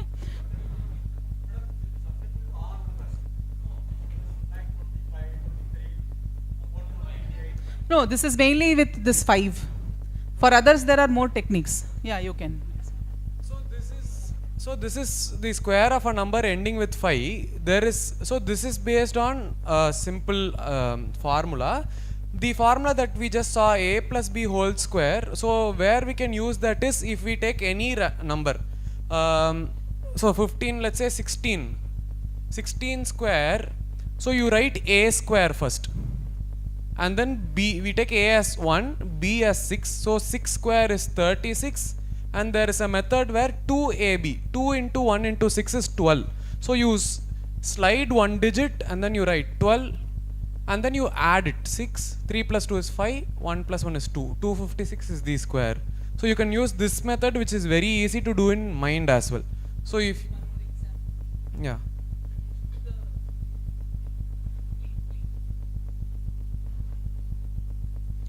In any other number, let's say 17. 17 square, 1 square is 1, 7 square is 49, and then 2 into 1 into 7 is 14. So 9, 8, 2.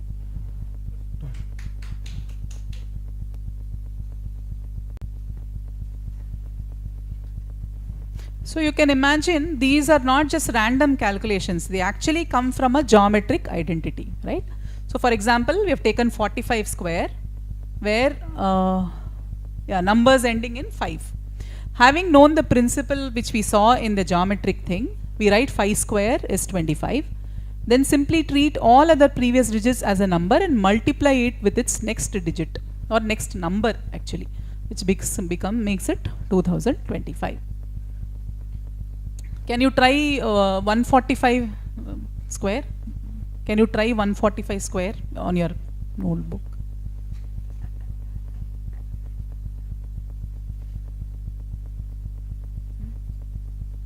Based on another. Idleva.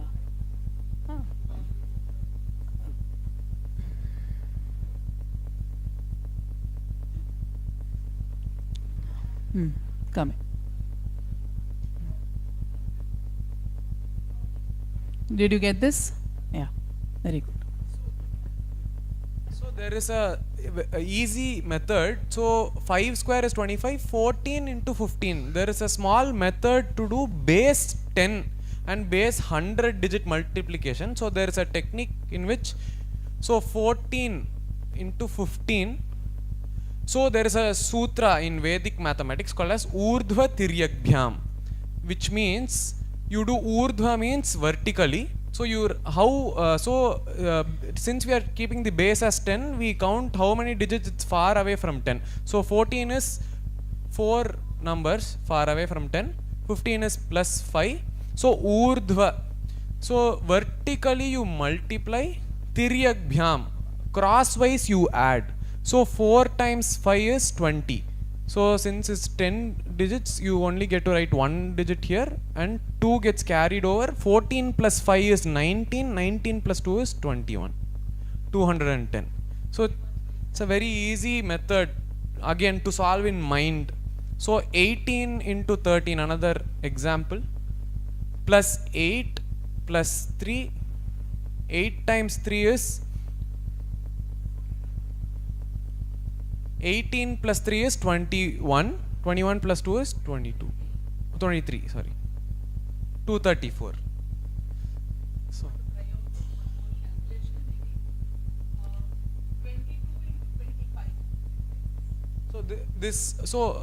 there is another method for so this is only for base 10.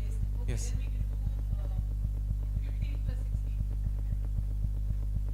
15 times 16.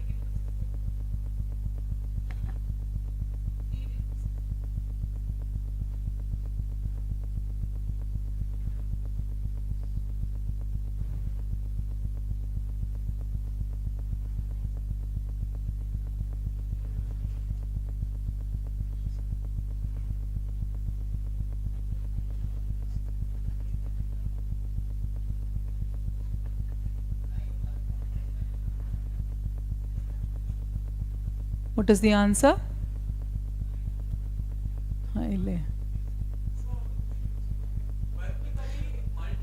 So 5 6 are 30. Okay. 24 plus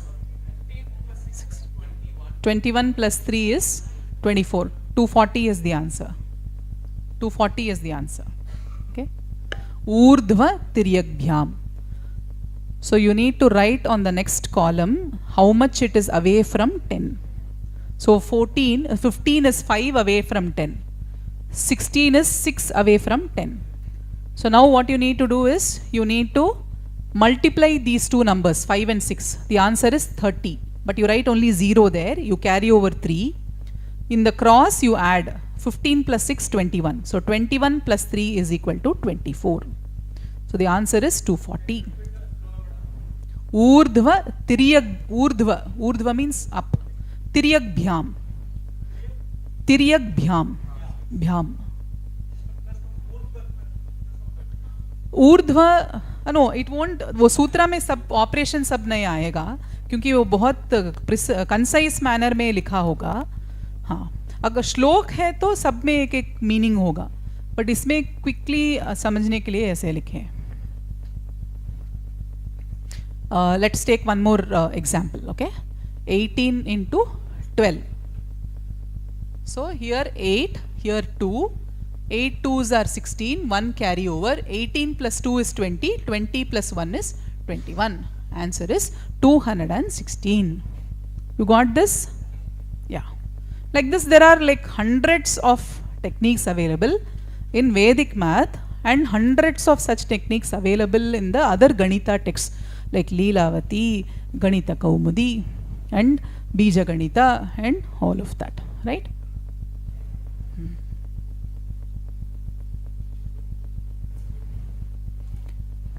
So how did we get this? A square is equal to A plus B into A minus B plus B square.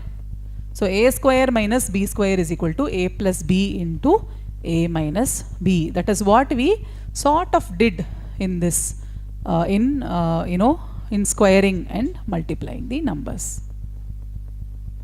So in this we see all these formulas, it is sometimes tough to remember it in the mind. At a young age, even I was struggling to memorize some of these formulas. When it's not, we don't apply it, we don't understand the formula. But here it is given as the same thing. A square is equal to A plus B into A minus B plus B square is given as a song or a verse. Ishto na yugra shivadah kriti syat ishtasya vargena samanvitova. This is given as a verse, so that it's easily, so from like 8 years old, 9 years old, children already memorize these verses, and then when they come to 8th grade, 7th grade, they get introduced to the topic. So they get introduced to the mathematics behind that, and it's very, very easy for them because they have from childhood already memorized this verse. They don't again need to memorize A plus B into A minus B plus B square, but they already know this verse because they have learnt it from the basic level. So that's a very that's the advantage here. So there is, usually when so even me from 10th and 12th grade, we use pi a lot in various calculations, but I never knew what the definition of pi was other than 22/7 or 3.141. But in Aryabhat 104, Ashtagunam multiplied by Sahasranam. So Dvashashtihi is 62, Sahasranam Dvaya is multiplied by 2, 20. So if we take a circle like that, so 62,800 by 10,000 is 3.141. So this we not only understand the value of per 1.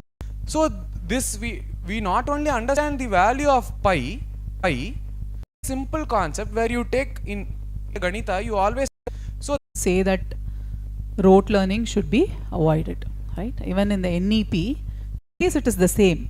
Memorization and rote learning, when you go into the dictionary or chemistry, so similarly whatever we say, the children, example he's learnt, Shastriya Sangeetam. Throughout his long time in a Veda Patashala, typically it actually enhances all the networks. So that is why whether it is Avadhana Kala or whatever it is, you will see that there will be cohesion and of course the memory. Cream layer will know it. But many children grow up in powerful pedagogical method. So at least if small part of it, whatever percent it is, at least where they have to quickly solve the problems. Which method, stages of life, different things at a higher stage of life, today's classrooms, are quite elaborate, can actually make it difficult scared of mathematics, but who have managed to score very well in math.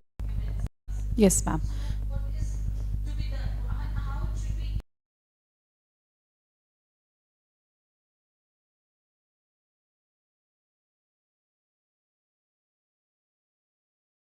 Of it, I would definitely encourage all of you to go at that. We've produced many books. In fact, 10 could be our digits hand like that. 10 could be our digits hand like that. Okay. So when I compose poems, going through this curriculum, correct.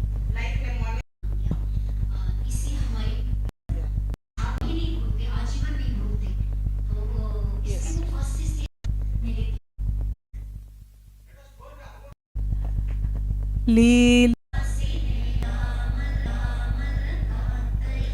Line. So similarly, a child should be able to. So similarly, a child should be able to play with the kala. A child should be able to play with the kala.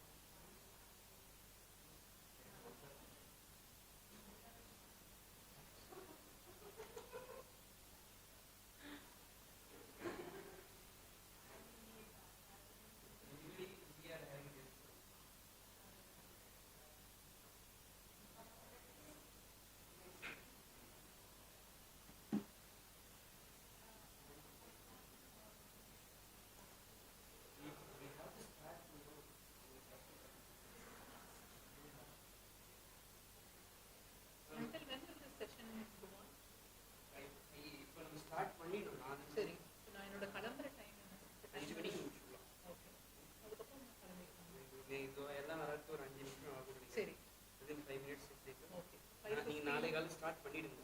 5:30 can I say my leaving time from here? என்னோட leaving time 5 மணிக்கு முடிஞ்சு vehicle 5 மணிக்கு முடிஞ்சது 5 பத்து 5 நிறைய discussion உட்காந்து அதுக்காக 5:30 5:30.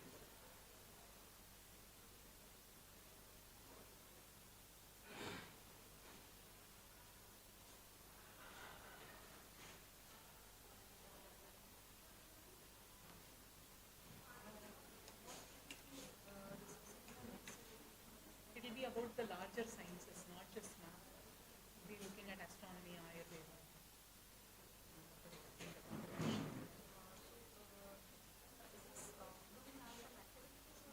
Yeah, we will. Some astronomy.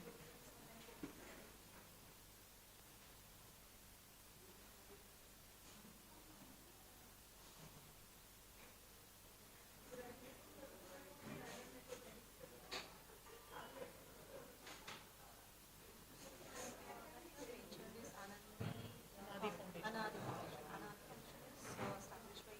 Yeah. So we are an ashram.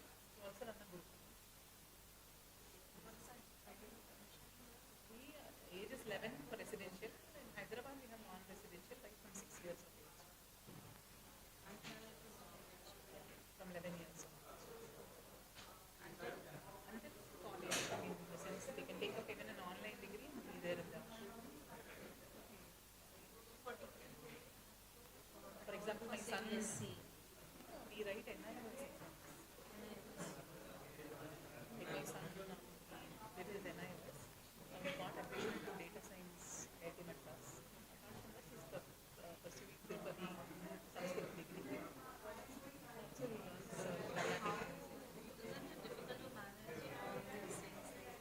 Carnatic music. Yeah, he's managing recently well. Yeah, because he wakes up at like 3:30, 4 o'clock. And he also teaches in what he has been. So it's a online degree. Yeah, separate entrance process is there.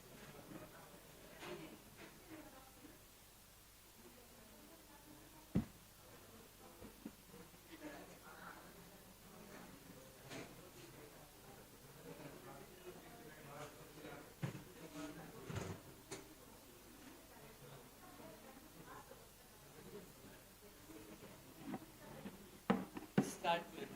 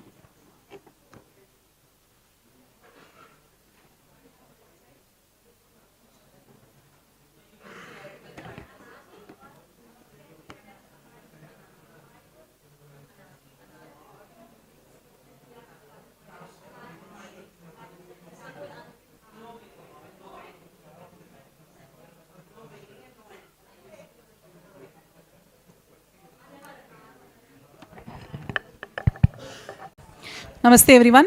We'll start the session.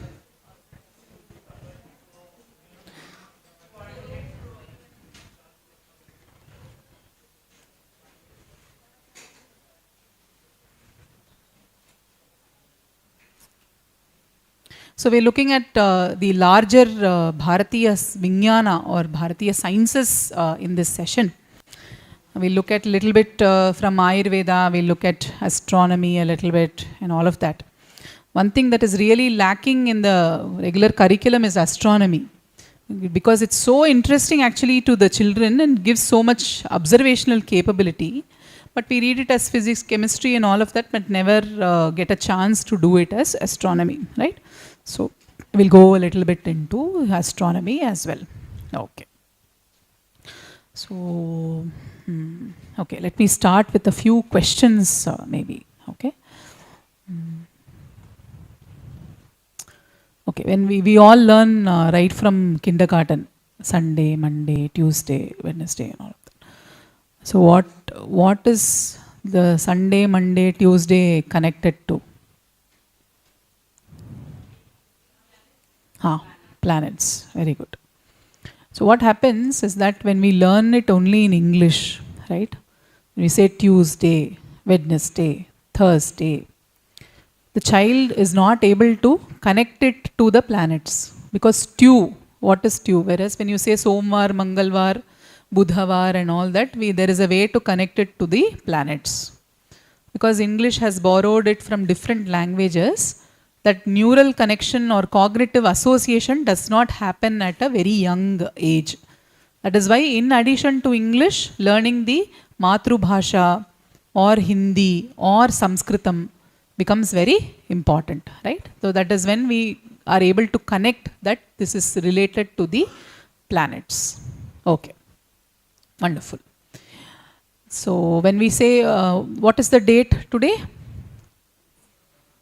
27 October 2025. What is the meaning of October? Octo? 8. But which month is October? Okay. What is the meaning of November? 9. But which month is November? December, Decca? Dasha, 10. Okay. But it is the... Why so? October should have been the 8th month. Okay, there are two things. One logical explanation could be that the year started from March and then accordingly it is designed or whatever it is. Other funny explanation could be we had 2 months inserted in between, Julius Caesar and Augustus Caesar, July and August, and both have how many days? Yeah, and that's why we learn January, February, March, April, like that. There is not much logic to that. Why July and August have 31 days? Why May has or April has 30 days? Don't know. What is meant by a month? Okay. But 1 month it rotates for 30 days, 1 month it rotates for 31 days or revolves for 30 days. 31 days. 365 days, at least you should have divided it equally. That also we didn't do. We divided unequally and told something like this. Then February, why February has only 28 days? Every 4-year leap year. Why is leap year added only to February and not to June? Already a lot of days. Why those days are there in those months in the first place? Okay. So now you see there are some gaps. First of all, in our own understanding. And these gaps are not just in our understanding. The gaps are there in the calendar itself. The way we have learnt and observed time, there are gaps in the calendar itself. So we all grow up, and even children grow up, not able to decode the meaning of a calendar. We only flip the pages. Okay, but good. Suppose we write it in Indian days and say Kali Yuga Sankhya, Vikram Samvatsara and all that. Each one will turn up to this class in different dates, right? Because we are not used to the Indian calendar yet. That's why it is helpful. Practically, it is useful to use the modern calendar. No harm, no problem with that. But when we have to understand the calendar scientifically, there are a lot of gaps. So a student, a child grows up without knowledge, much knowledge of the environment and the various cosmological events that are happening around the life of the child. Okay? So that is why some drop of knowledge about the Panchangam becomes very important. Right? Panchangam. What are the Pancha Anga of Panchangam? Yeah. In Tamil, for whoever is a very, what you can say, uncool person, they'll say Palaya Panchangam. Ye Purana Panchang hai. For somebody who's uncool. But I'll tell you a lot of cool things about Panchang today. Okay. So Panchanga means Tithi Vara Nakshatra Yoga Karana. These are the 5 Angas of Panchanga. Don't worry about the notes. It will all go very elaborate for you. Just get to know this, okay? When you just access the Panchanga, you will understand that. The Tithi is basically the phases of the moon. So you have Amavasya, Purnima, then you have Ekadashi, Dwadashi, then Pratima, Dvitiya, Tritiya, Panchami, Saptami, like that, Chaturthi, Panchami and all of that. And that is why it is important for the child also to connect to this, because this is what we use in our land. Right? A rural child is very much connected to the local system. The local system, when we go to the villages, I live in a village. Still I am not yet ruralized because I still interact with the urbanized world. When I walk in the village and I ask somebody, where is the temple? They say, you turn east, go to the north and then go to the south, the temple will come. Then I'll be like, I'll download the Compass app on my mobile and search which is the east, which is the west and all that. So inherently the knowledge of the GPS is built in the head of the rural population. So that is what represents the cultural aspect of it. So when we celebrate a festival, for example, Makara Sankranti. What is meant by Makara Sankranti? Makar Rashi mein Surya. Very good. So it happens around January 15th. The entry of the sun into the Makara Rashi is called Makara Sankranti. That we celebrate it, but children don't know. So how can we show the child? Okay, let me give you an example.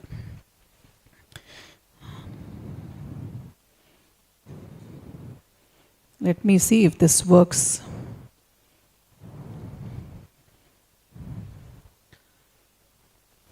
Load ஆயிண்டிருக்கா திருப்பி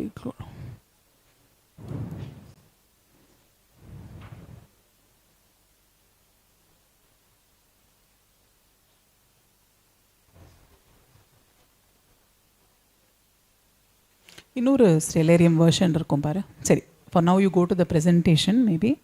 Okay, as this comes out, yeah. So here I will show you once it is coming, I will show you how the sun enters the Makara Rashi. Okay. So like this the Tithi goes on. So can you name some festivals for each, some of the Tithis? Sorry, don't think I'm treating you like students. Okay. This is, you can go back and do it in your classroom. Okay. This is just, Gokulashtami.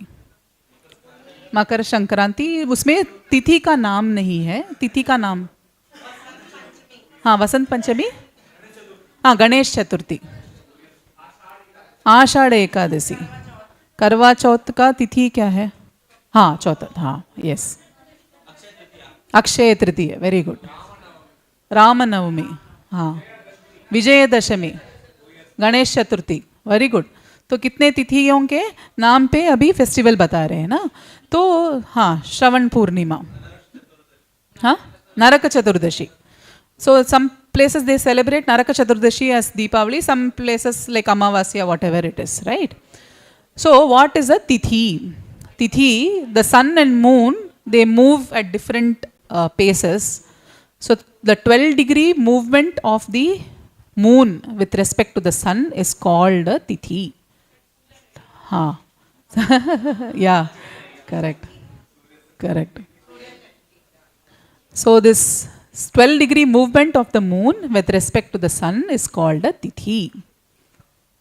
So as it moves 12 degrees, 12, 24, 36 like that, the tithi changes and the shape of the moon also changes for us to view.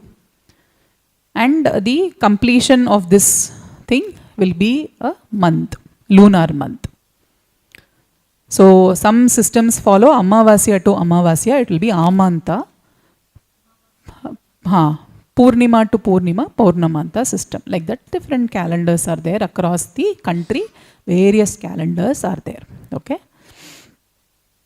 And when we say a month, solar month, it is also the entry of the sun into a particular Rashi.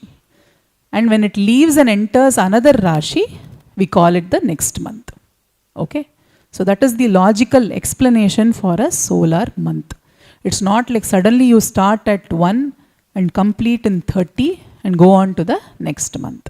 So whatever time it takes for the sun to complete this will be a particular month. Right? So that is the solar month. Tithivara Nakshatra. Nakshatra, what is Nakshatra? The stars. Right? What are the groups of nakshatras, what they form? Constellations. Group of constellations, what they form? Galaxy, okay.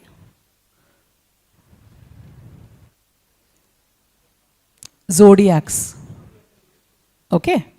So when we say the Makara, it is a zodiac, it's a Rashi. That is called Rashi. A group of nakshatras form a Rashi.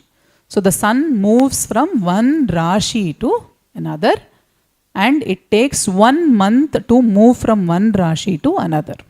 Okay. And if you see the Jupiter, it takes 1 year to move from one Rashi to another. That is why for every 12 years, what do we celebrate? Kumbh Mela.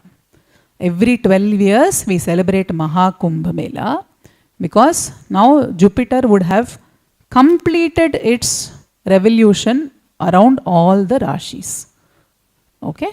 So what does it mean by revolution, completion? So for example, I'll take this thing. Tejaswini inge vandu nillu. So when Tejasvi is standing here, okay, so let's take this Tejasvi to be the sun. His name is also Tejasvi, so good to be the sun, right? So from here, inge nillu. When I view from here on earth, say I am standing on earth, and I view the sun from here, in which Rashi the sun is? Sir, your name, sir? Brijesh.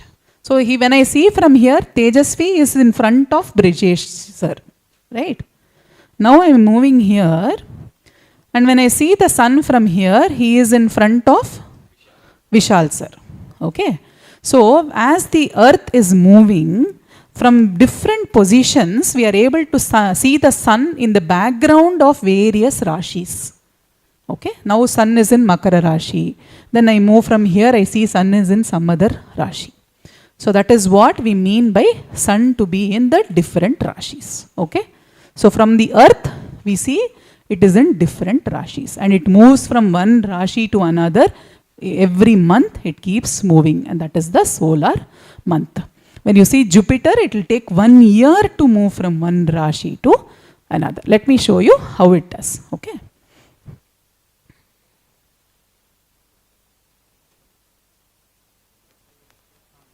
Nimata.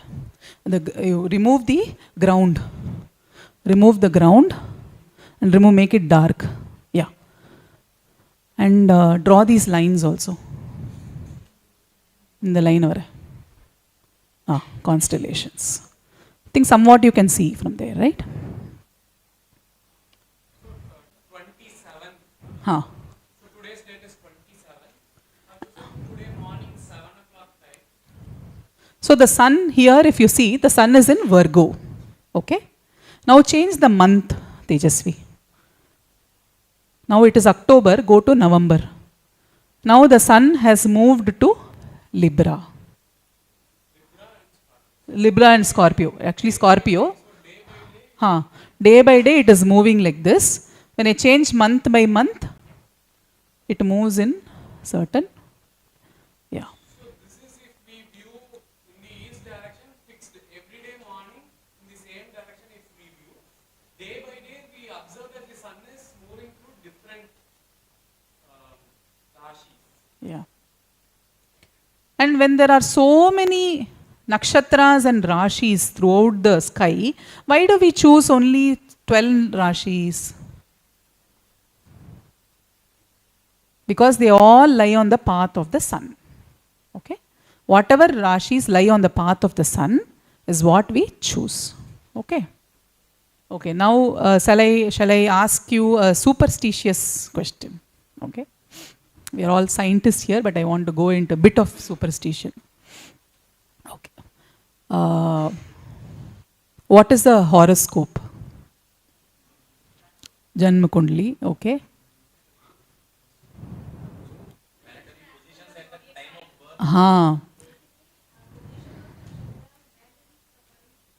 Yeah. So is horoscope a superstition? No. Okay. That much scientific. Very good. This is on record, so I'm okay. Nevertheless. So your horoscope is nothing but the position of the various grahas, the sun, moon, Jupiter, Mars, Saturn, the navagrahas on the various rashis at the time that you were born. And what is actually the Janma Rashi?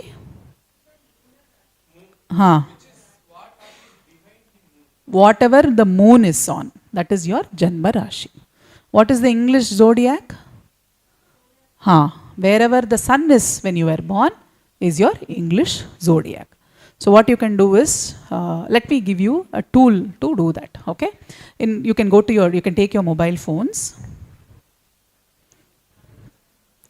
You have this app called, you can download the app called Google Sky Map. Skyview, Google Sky Map, जो भी है वो download कर सकते हैं. आपके neighbours कोई भी 2 to 3 people, at least just download, one person can download.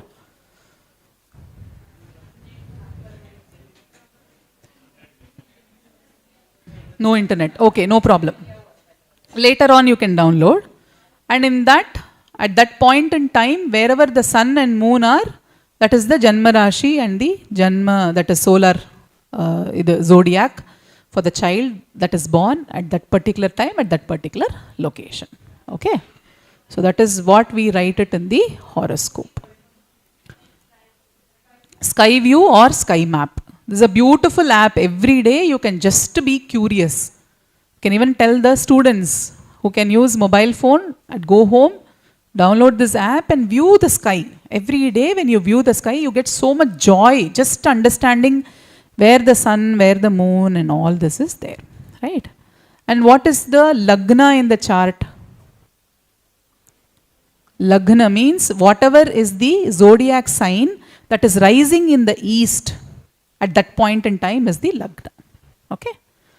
Whatever zodiac sign is rising in the east at that point in time is the Lagna. Okay? So this is the funda of the horoscope. This is the east, right? So the rising is Taurus. The Taurus is rising. So that is the Taurus Lagna right now. Okay. So enough of the, this is only astronomy, okay? I'm not going to go to astrology or anything. Okay. I won't get into predicting anybody's future with this. This is just an awareness, right? Scientifically mapped thing. So when we look at this sky, okay, where does the sun rise and where does it set? East to west. Easy question. But what is actually happening? Never sets on. The earth is rotating. Where does the moon rise and where does it set? It's not fixed. Okay. You want to chant that verse from Aryabhata? अनुलोमगतिर्नौस्थः पश्यत्यचलं विलोमगं यद्वत् अचलानि भानि तद्वत् समपश्चिमगानि लङ्कायाम् उदयास्तमयनिमित्तं नित्यं प्रवहेण वायुना क्षिप्तः Lanka समपश्चिमगः भपञ्जरः सङ्ग्रहो भ्रमति. So in this verse Aryabhata tells that Anuloma Gatir Nausthaha. Nau or Nauka is a boat in Sanskritam.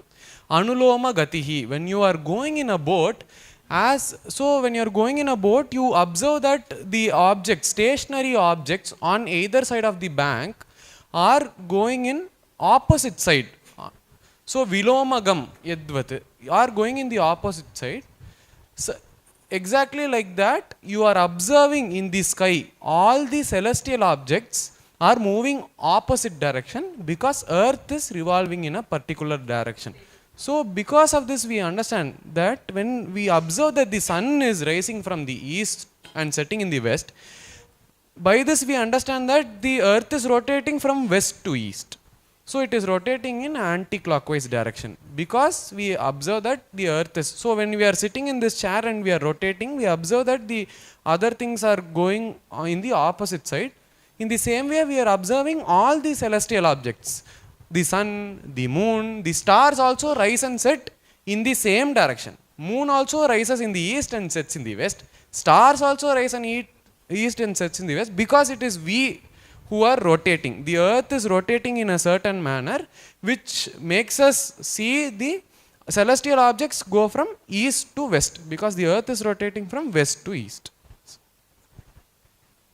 So now where does the moon rise and where does it set? East to west. Yeah. All the planets, all the stars that we see, the entire sky seems to rise in the east and sets in the west because the Earth is rotating in the opposite direction. Okay.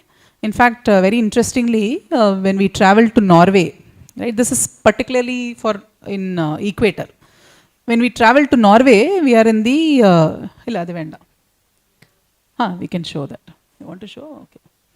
Okay, please. Okay, let's travel to Norway right now. Can you put Bodo? B-O-D-O? Okay. You can put B-O-D-O maybe. Or you can shift it up north. Not Oslo, B-O-D-O. It's more in the Arctic Circle. Okay, Norway. Norway is fine. Yeah, good. Now we have set the location to Norway. Now just observe how the sun is traveling through the day. Time change. Time, just change the time.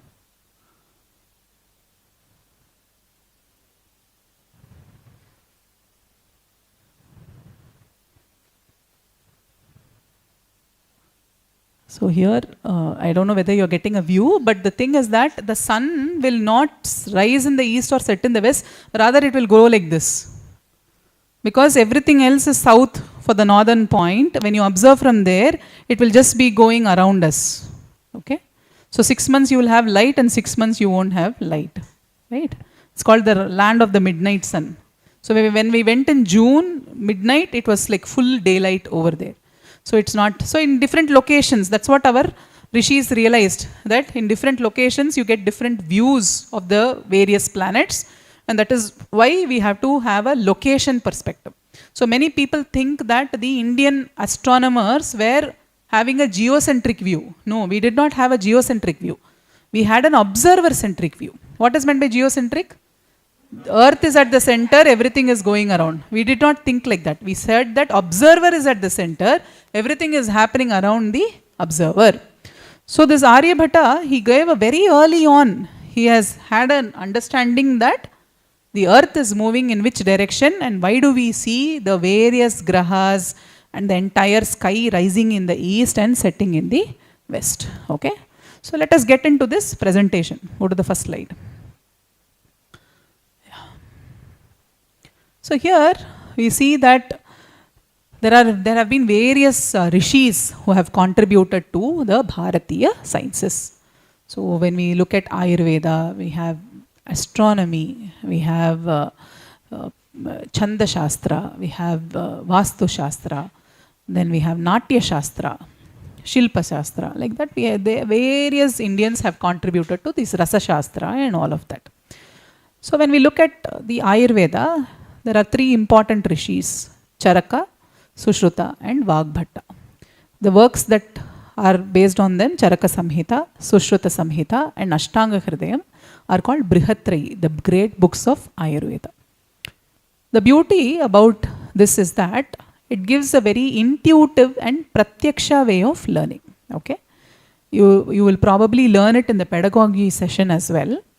There are four dimensions or sources of knowledge according to the Indian system. There are not four, there are more.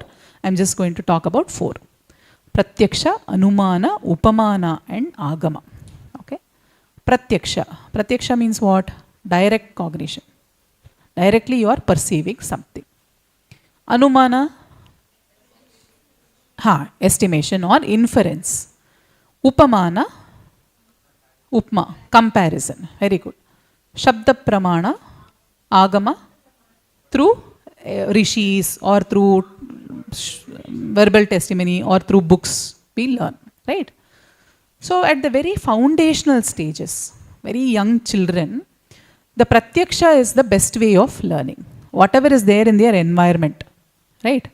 Let me give you an example. We have moved very past that. I'm not going to revisit the past, but just for the sake of an example, let me give you an example, right? Yeah. So when I show, say 3 lollipops, okay? Let this be lollipop. 3 lollipops to a child, the child intuitively understands this is 3. 1 lollipop, 2 lollipop, 3 lollipop. But when I show this thing to the child, for the child, this is just a picture. It cannot say that this is what is meant by 3 until you show them 3 objects. If you show 2, doesn't mean much to the child at a very formative stage. So if you're teaching this, it's fine, but there should also be a pratyaksha component where they realize that there are 2 objects, 3 objects, 4 objects like that, right? The second, as they grow a little bit, adding a little bit of upamana to it. How? I show this is a mango tree. Other one, this is not a mango tree, this is a coconut tree. Then they gather everything. This is all coconut trees. This is all trees and this is all animals. Animal may mammal, whatever, egg laying, like that we learn, right? So there that comparison and classification has entered. Even in the NEP, if you see, ability to categorize and classify the objects is one of the cognitive skills that is mentioned. So upamana, only by comparing, this is red color, that is blue color. All these objects are red in color, all these objects are blue in color. So there is an upamana component over there. And this is good, this is bad, this is hot, this is cold. All these dvandvas or guruvadi gunas they learn. The third aspect comes the anumana.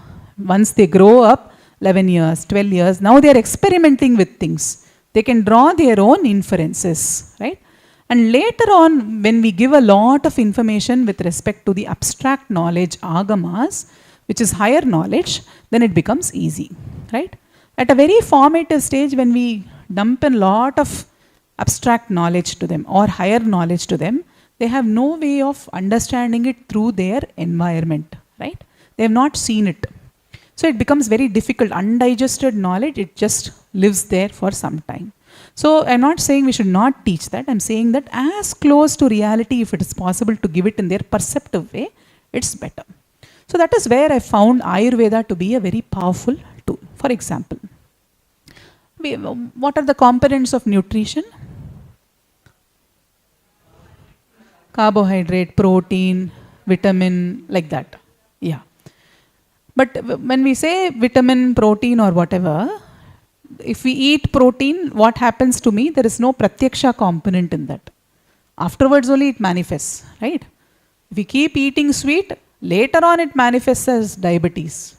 We don't know when it manifests. May manifest, may not manifest. So, the child does not, though we study in biology about pancreas, liver, kidney, this, that, we don't know exactly how the food, what impact it has on the health. Whereas when we look at it through the lens of, say, Vata, Pitta, Kapha, Shadrasa, some introduction to it. If I eat pepper, too much spicy, what happens? The heat in the body, the pith in the body goes up. Then, pet mein jalan. Right? So you get this acidic reaction. Most of this is pratyaksha. Even in your own lives, you can use it. So supplementing, let the protein, vitamin, everything be there. I'm not saying we need to remove that. It's helping the population in some way. But we need to add these insights of Vata, Pitta, Kapha and Shadrasa. Shadrasa means what are 6 tastes? Sour, Madhura, Amla, Lavana, Kashaya, Tikta and Katu. Okay, the 6 tastes. Madhura sweet, Lavana salty, then Katu is spicy, Tikta is bitter, Kashaya is astringent, whereas sour, Amla is sour. What is the impact of each of these tastes on our body? Then it gives them an easy framework. If I eat too much sweet, my kapha will go up, I will get a nostril block, I will get a chest congestion, I will get a sinus attack. It's possible to decode. Just to be, if you say eat less sugar, there is no framework to actionate upon it. But this one they can experience. You can ask them. When you ask them, if you eat too much spicy, what do you experience? Many children will say, I feel tears are coming in my eyes or my face turns red or whatever it is, right? So it's a pratyaksha way of understanding it. So the beauty of Ayurveda itself is that a lot of these are born from pratyaksha knowledge. And herbs, knowledge of herbs. It's a must to know for all children. Because how many hospitals can we build? How many healthcare schemes can we bring about? If health has to be in, of course, treatment can be in somebody's hands, say for the hands of a Vaidya or a doctor. But prevention can be very much in our hands, right? So some knowledge of herbs is a must. Across the country, whether you travel from Kashmir to Kanyakumari or from Gujarat to the northeast, every zone has its own herbology, herb knowledge. So tulsi, ajwain, whatever it is. And the masala dabba at home, right? What all is there in the masala dabba? Turmeric, pepper, jeera, coriander. Very good. So what does pepper do? It reduces kapha. Very good. What does methi do?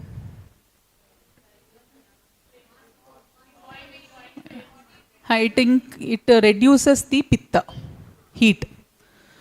What does jeera do? Again, vata also it helps to manage. What does mustard do? Mustard का क्या है? सरसों. सरसों? Heat. Because, for example, when we travel, as South Indians, when we travel to the north, every day when I travel like 3-4 times in a year to the Himalayas. So when I go there, everywhere it is sarson ka tel. Then all of a sudden I start getting these blisters on my face because so much heat. Because North India is cool, there is a thing to cook in mustard oil. But here it is hot, so we cook in til ka tel or coconut oil in Kerala. Right? So like that, each of these oils, sesame is cooling. Sesame oil is cooling for us. Sesame seeds are hot. Sesame oil is cooling for us. Yeah. Coconut oil is cooling. Sesame oil also reduces vata. Okay. And so like that intuitively you have seen, right, that masala dabba in the home is a combination of all these solutions for most of the primary issues, health issues. You have the masala dabba, we call it Anjarai Petti.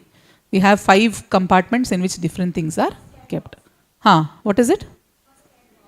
First aid box. Okay, correct. The first aid box. Yeah. So our rishis, for example, Charaka Samhita. Next slide. Is the close one. Charaka Samhita.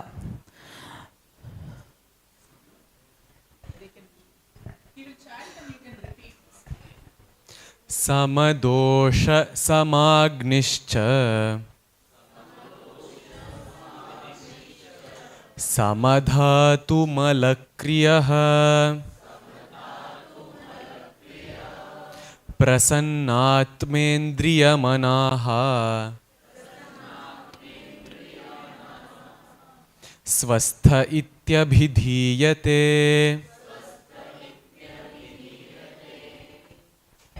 So here this is a beautiful definition of good health according to Charaka Samhita.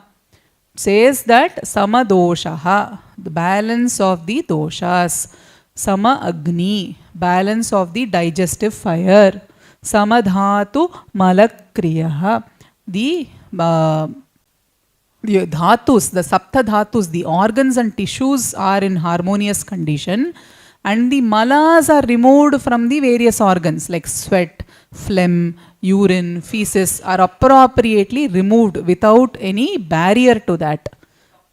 And toxins are removed. And the manas, atman and the indriyas are all in a pleasant condition. So the mind, the body, and in the body the organs, the digestive fire, all this becomes very important. So in a class or in this room, if I do a Prakriti analysis, if I give you a questionnaire and do a Prakriti analysis, you will see there will be some people with more predominant Vata, more predominant Pitta, more predominant Kapha, right? Kapha predominant people usually catch cold very often. So in the morning, as soon as they get up, they will be sneezing 20-30 times. There are a lot of people who have this. Nose will be blocked. Pitta Prakriti people have good skin, good hair, but then they are also these angry people. Okay? They will splurt like mustards when they come into the office. Okay? And they are also the people who can catch concepts very easily.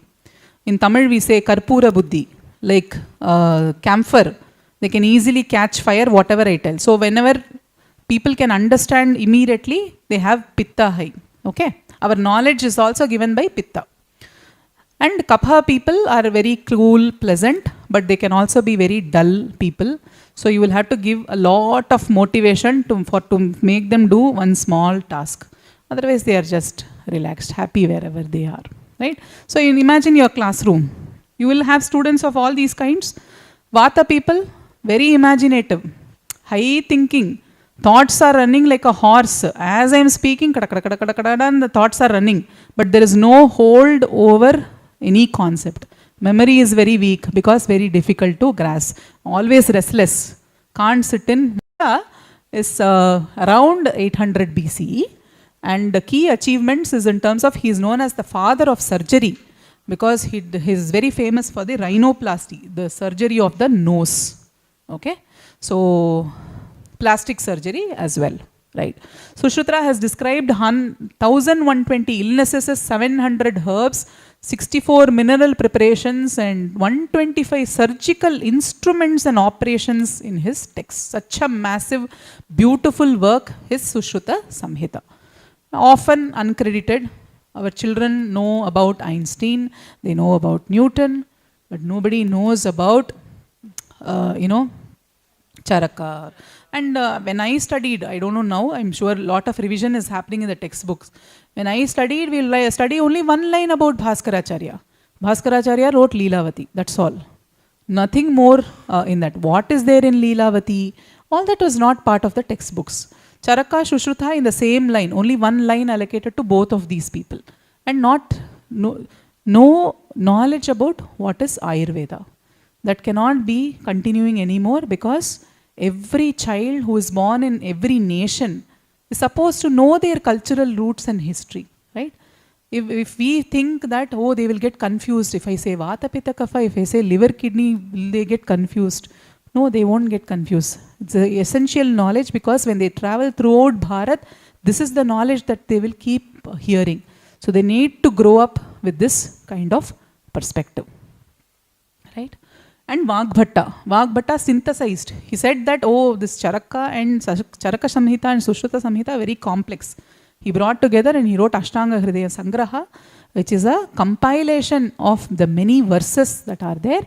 And he also created what is called the Ashtavaidya families, whose entire knowledge system was based on the Ashtanga Hridayam. So these Vaidya families will memorize the Ashtanga Hridayam and their treatment will be based on the Ashtanga Hridayam. Like that he created many families, out of which only 3 families have survived.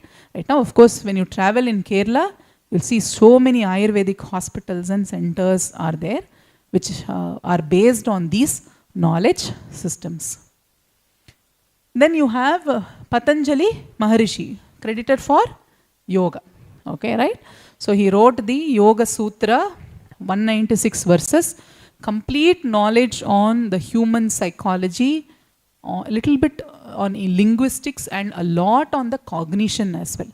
Now we talk about cognitive executive functions. As teachers, we go through training on memory, attention, this, that, and so many cognitive executive functions we study about. But in the Yoga Sutra, he's given very, very deep knowledge on how do we cognize things. What are the barriers to real cognition? How does our mind and the impurities of the mind come in between this cognitive process? What causes these dukkha, daurmanasya, angamejayatva, shwasa prashwasa? Like that he talks about this various, these obstacles to having a clear chitta, right? And all of psychology can be decoded by learning the Yoga Sutras. Normally in the psychology curriculum, we learn about Freud, we learn about Bandura, we learn about, I don't know who, a few more, maybe Jung, Carl Jung and all of that. Hardly our rishis who have very deep knowledge of the psychological perspective are not acknowledged as part of this. It is our duty as Bharatiyas to know about it and also introduce a little bit without any hesitation, without any fear, because it is all coming from knowledge. Did any of this I presented today sounds like superstition, unscientific? No. Maybe here and there we don't have proofs of everything, but this is all uncovered. Over a period of time, this is uncovered. But this is all living knowledge. You will find people practicing Ayurveda. You will find people, who have deep mathematical knowledge and astronomical knowledge, right? So all this has a scientific background, just that it has to take time to unfurl, right? Agastya Muni, Siddha, many significant works that delve into various subjects. In Siddha medicine, you have, he has written lot of astrological and astronomical texts. Tamil grammar, Agatyam, is, his seminal work. And also many of the foundations for the martial arts has been laid by Agastya Maharishi, called Vaidya Murai, and also the Adi Murai, Kalari Payattu, Silambam, which are very, very powerful ways. In fact, for many of the sports injuries, have you heard of Varmakala? Okay. So in Ayurveda it's called Marma, and Siddha it is called Varma. So the entire body, there are a lot of these Varmasthanas or Marmasthanas. And when you impact them, then accordingly the healing happens. Okay. So Marma points. So there is a way of, it is, we cannot say acupuncture, maybe acupuncture, acupressure, similar things, reflexology and all that. You have these modern names for that. But in the traditional name, you have Varmakala and Kalari Payattu. Here throughout Kerala, you will get to have various forums where Kalari Payattu is taught, which is a martial art. And Agastya Maharishi is credited to many of these knowledge systems, because ancient rishis who finds mention in the Rig Veda, who finds mention in the Ramayana, he is the one who gave the Aditya Hridayam to Lord Rama when he was fighting a war with Ravana. Okay. Then we have Aryabhata. So the Indian Space Research Organization named its first satellite, which was launched on April 19, 1975, after the great astronomer and mathematician. When he was just 23 years old, Aryabhata wrote the Aryabhatiya in 499 CE. So Aryabhatta is referred to as Aryabhatta 1 to distinguish the other scholars, right? And mainly Aryabhatta Siddhanta and Aryabhatiya are his important works. And many of the concepts that we look at today in terms of the modern calendrical system and all of that, lot of inspiration has been drawn from Aryabhatiya. So many of the texts actually traveled from Bharat to Arabia, Middle East, and then they went to Europe. And unfortunately, today what is happening in many of these research forums is that in all the texts you will study about Greek astronomy, Macedonia, you'll study about all the civilizations. But the ancient Indian civilizational knowledge is not present in many of these forums. So it has become the duty of the researchers to also appropriately represent it in different forums, publish papers, do research, uncover, translate a lot of these texts so that it can be made available to the next generation. So this is the mind-blowing work of Aryabhatta, where the Ganita Pada, just 33 verses in the Aryabhatiya, he talks about Sankhya Sthana, place value system, obtaining the square root, cube root, area of a triangle, volume of an equilateral tetrahedron, volume of a sphere, area of a trapezium, and then so many more things. Today, approximate value of the circumference showing pi is 3.1416.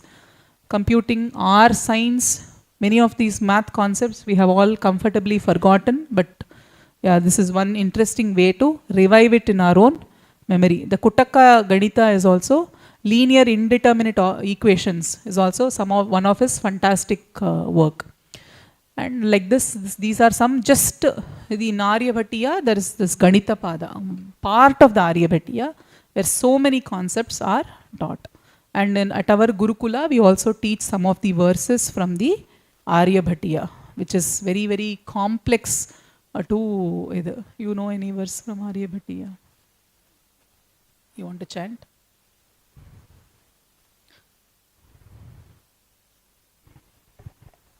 So Aryabhatiya, there is a special number system called as Aryabhata number system. Most of the verses have the number system encoded in that verses, so it won't make very meaningful sentences in Sanskritam, but if you decode it with Aryabhata number system, it will make sense through some numbers.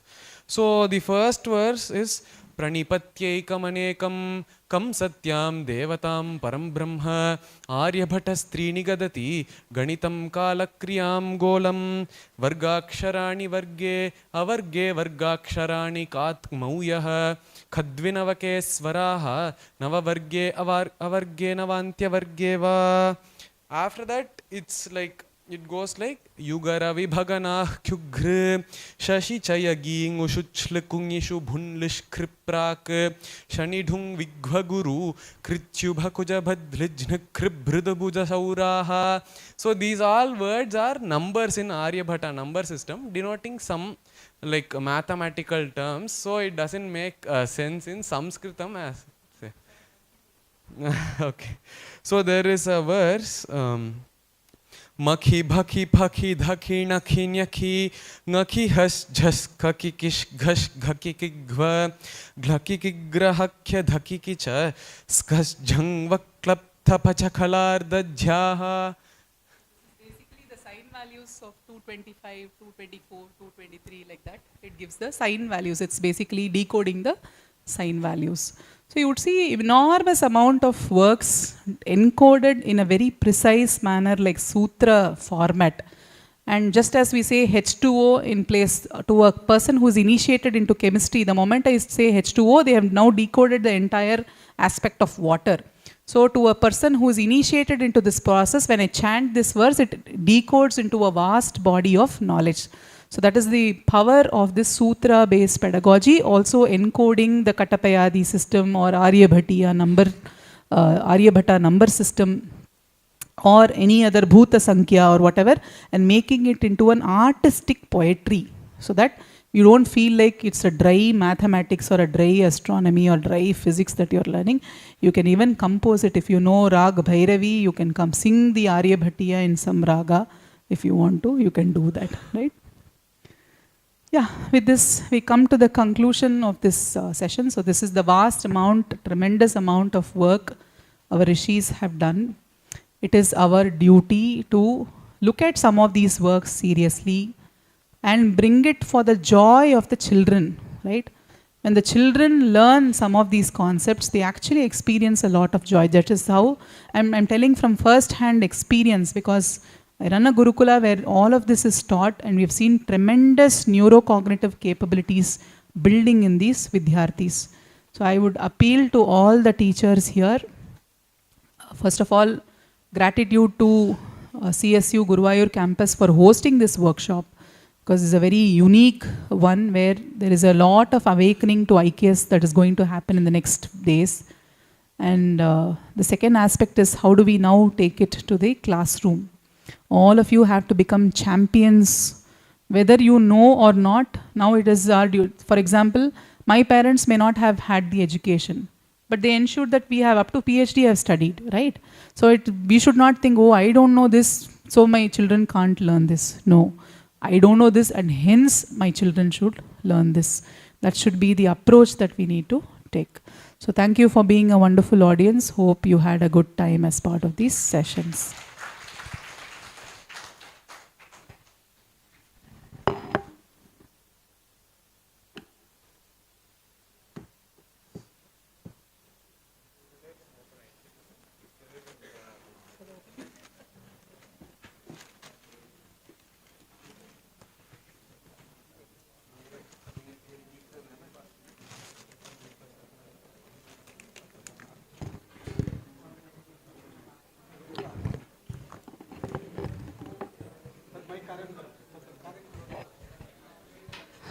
Hello. I think we are very blessed, and the sessions, both sessions are really amazing. Thank you, ma'am. Thank you so much. With his son, and both mother and his son gave a wonderful session, and it's like how a mother and how she is also teaching his son, and it's a very nice session. He's a son and also a son. Son and also a son. Oh, his father is also expert in IKS. So IKS family. So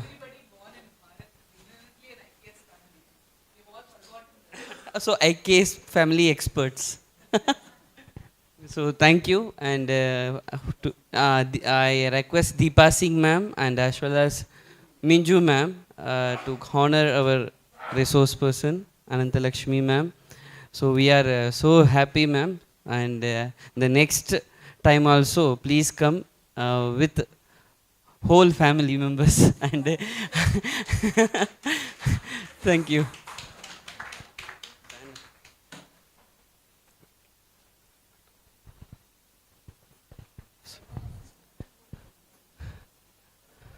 Have a big clap.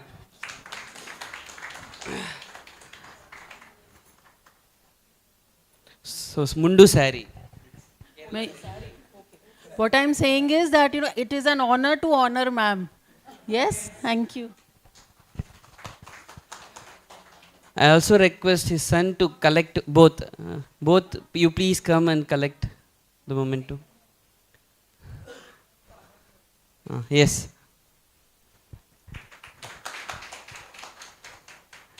Yes, ma'am, please wait. One more bag. Yes. You just please collect.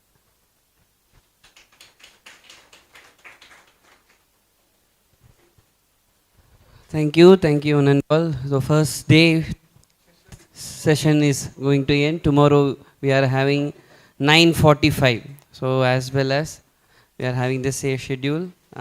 So through Shanti Mantra, we will conclude the session, today's session. Small निवेदन है मेरा. स्वः प्रातः कल सुबह हम एक बार गुरु photo ले लेंगे मॉर्निंग. हमारा चिंतन है कल ही गुरु फोटो लेंगे तो आप जाने के पहले हम हमारा ग्रुप फोटो आपको देकर ही भेजेंगे, इसलिए हम ग्रुप फोटो सुबह यदि इतना जल्दी हम होटल से काके आ जाएंगे तभी सुबह मॉर्निंग सेशन फर्स्ट क्लास के पहले हम अच्छा वातावरण में हम एक ग्रुप फोटो लेकर हम क्लास में बैठेंगे। ये है। अब सभी को विदित विषय ही है, हमारा सर ने मुकेश सर ने आपको सूचित किए होंगे, आज हम होटल विकेट करेंगे, वहाँ पर हम लोग बोलेंगे क्या बोलना है आपको बोले होंगे, यदि पूछेंगे तो हम कैंपस में आ रही है ऐसा हम दूसरा होटल में शिफ्ट जाएंगे, ये है। परंतु अंतर्गत विषय है हम कैंपस में रहेंगे ऐसा, वहाँ पर मौसम ऐसा बनाना है मैडम। हाँ क्या है, हमारा उसी होटल के साथ अच्छा संबंध था किंचित, इसलिए हम लोग उसी को हम डिस्टर्ब नहीं करेंगे, ये ऑलरेडी सारे लोग बोले होंगे आप लोगों को, ये है सर। अभी हम इतना जल्दी हम जाके हम बस में बैठेंगे तो जल्दी हम नया होटल में हम जाएंगे। धन्यवाद। अभी शांति मंत्र से समापन करेंगे।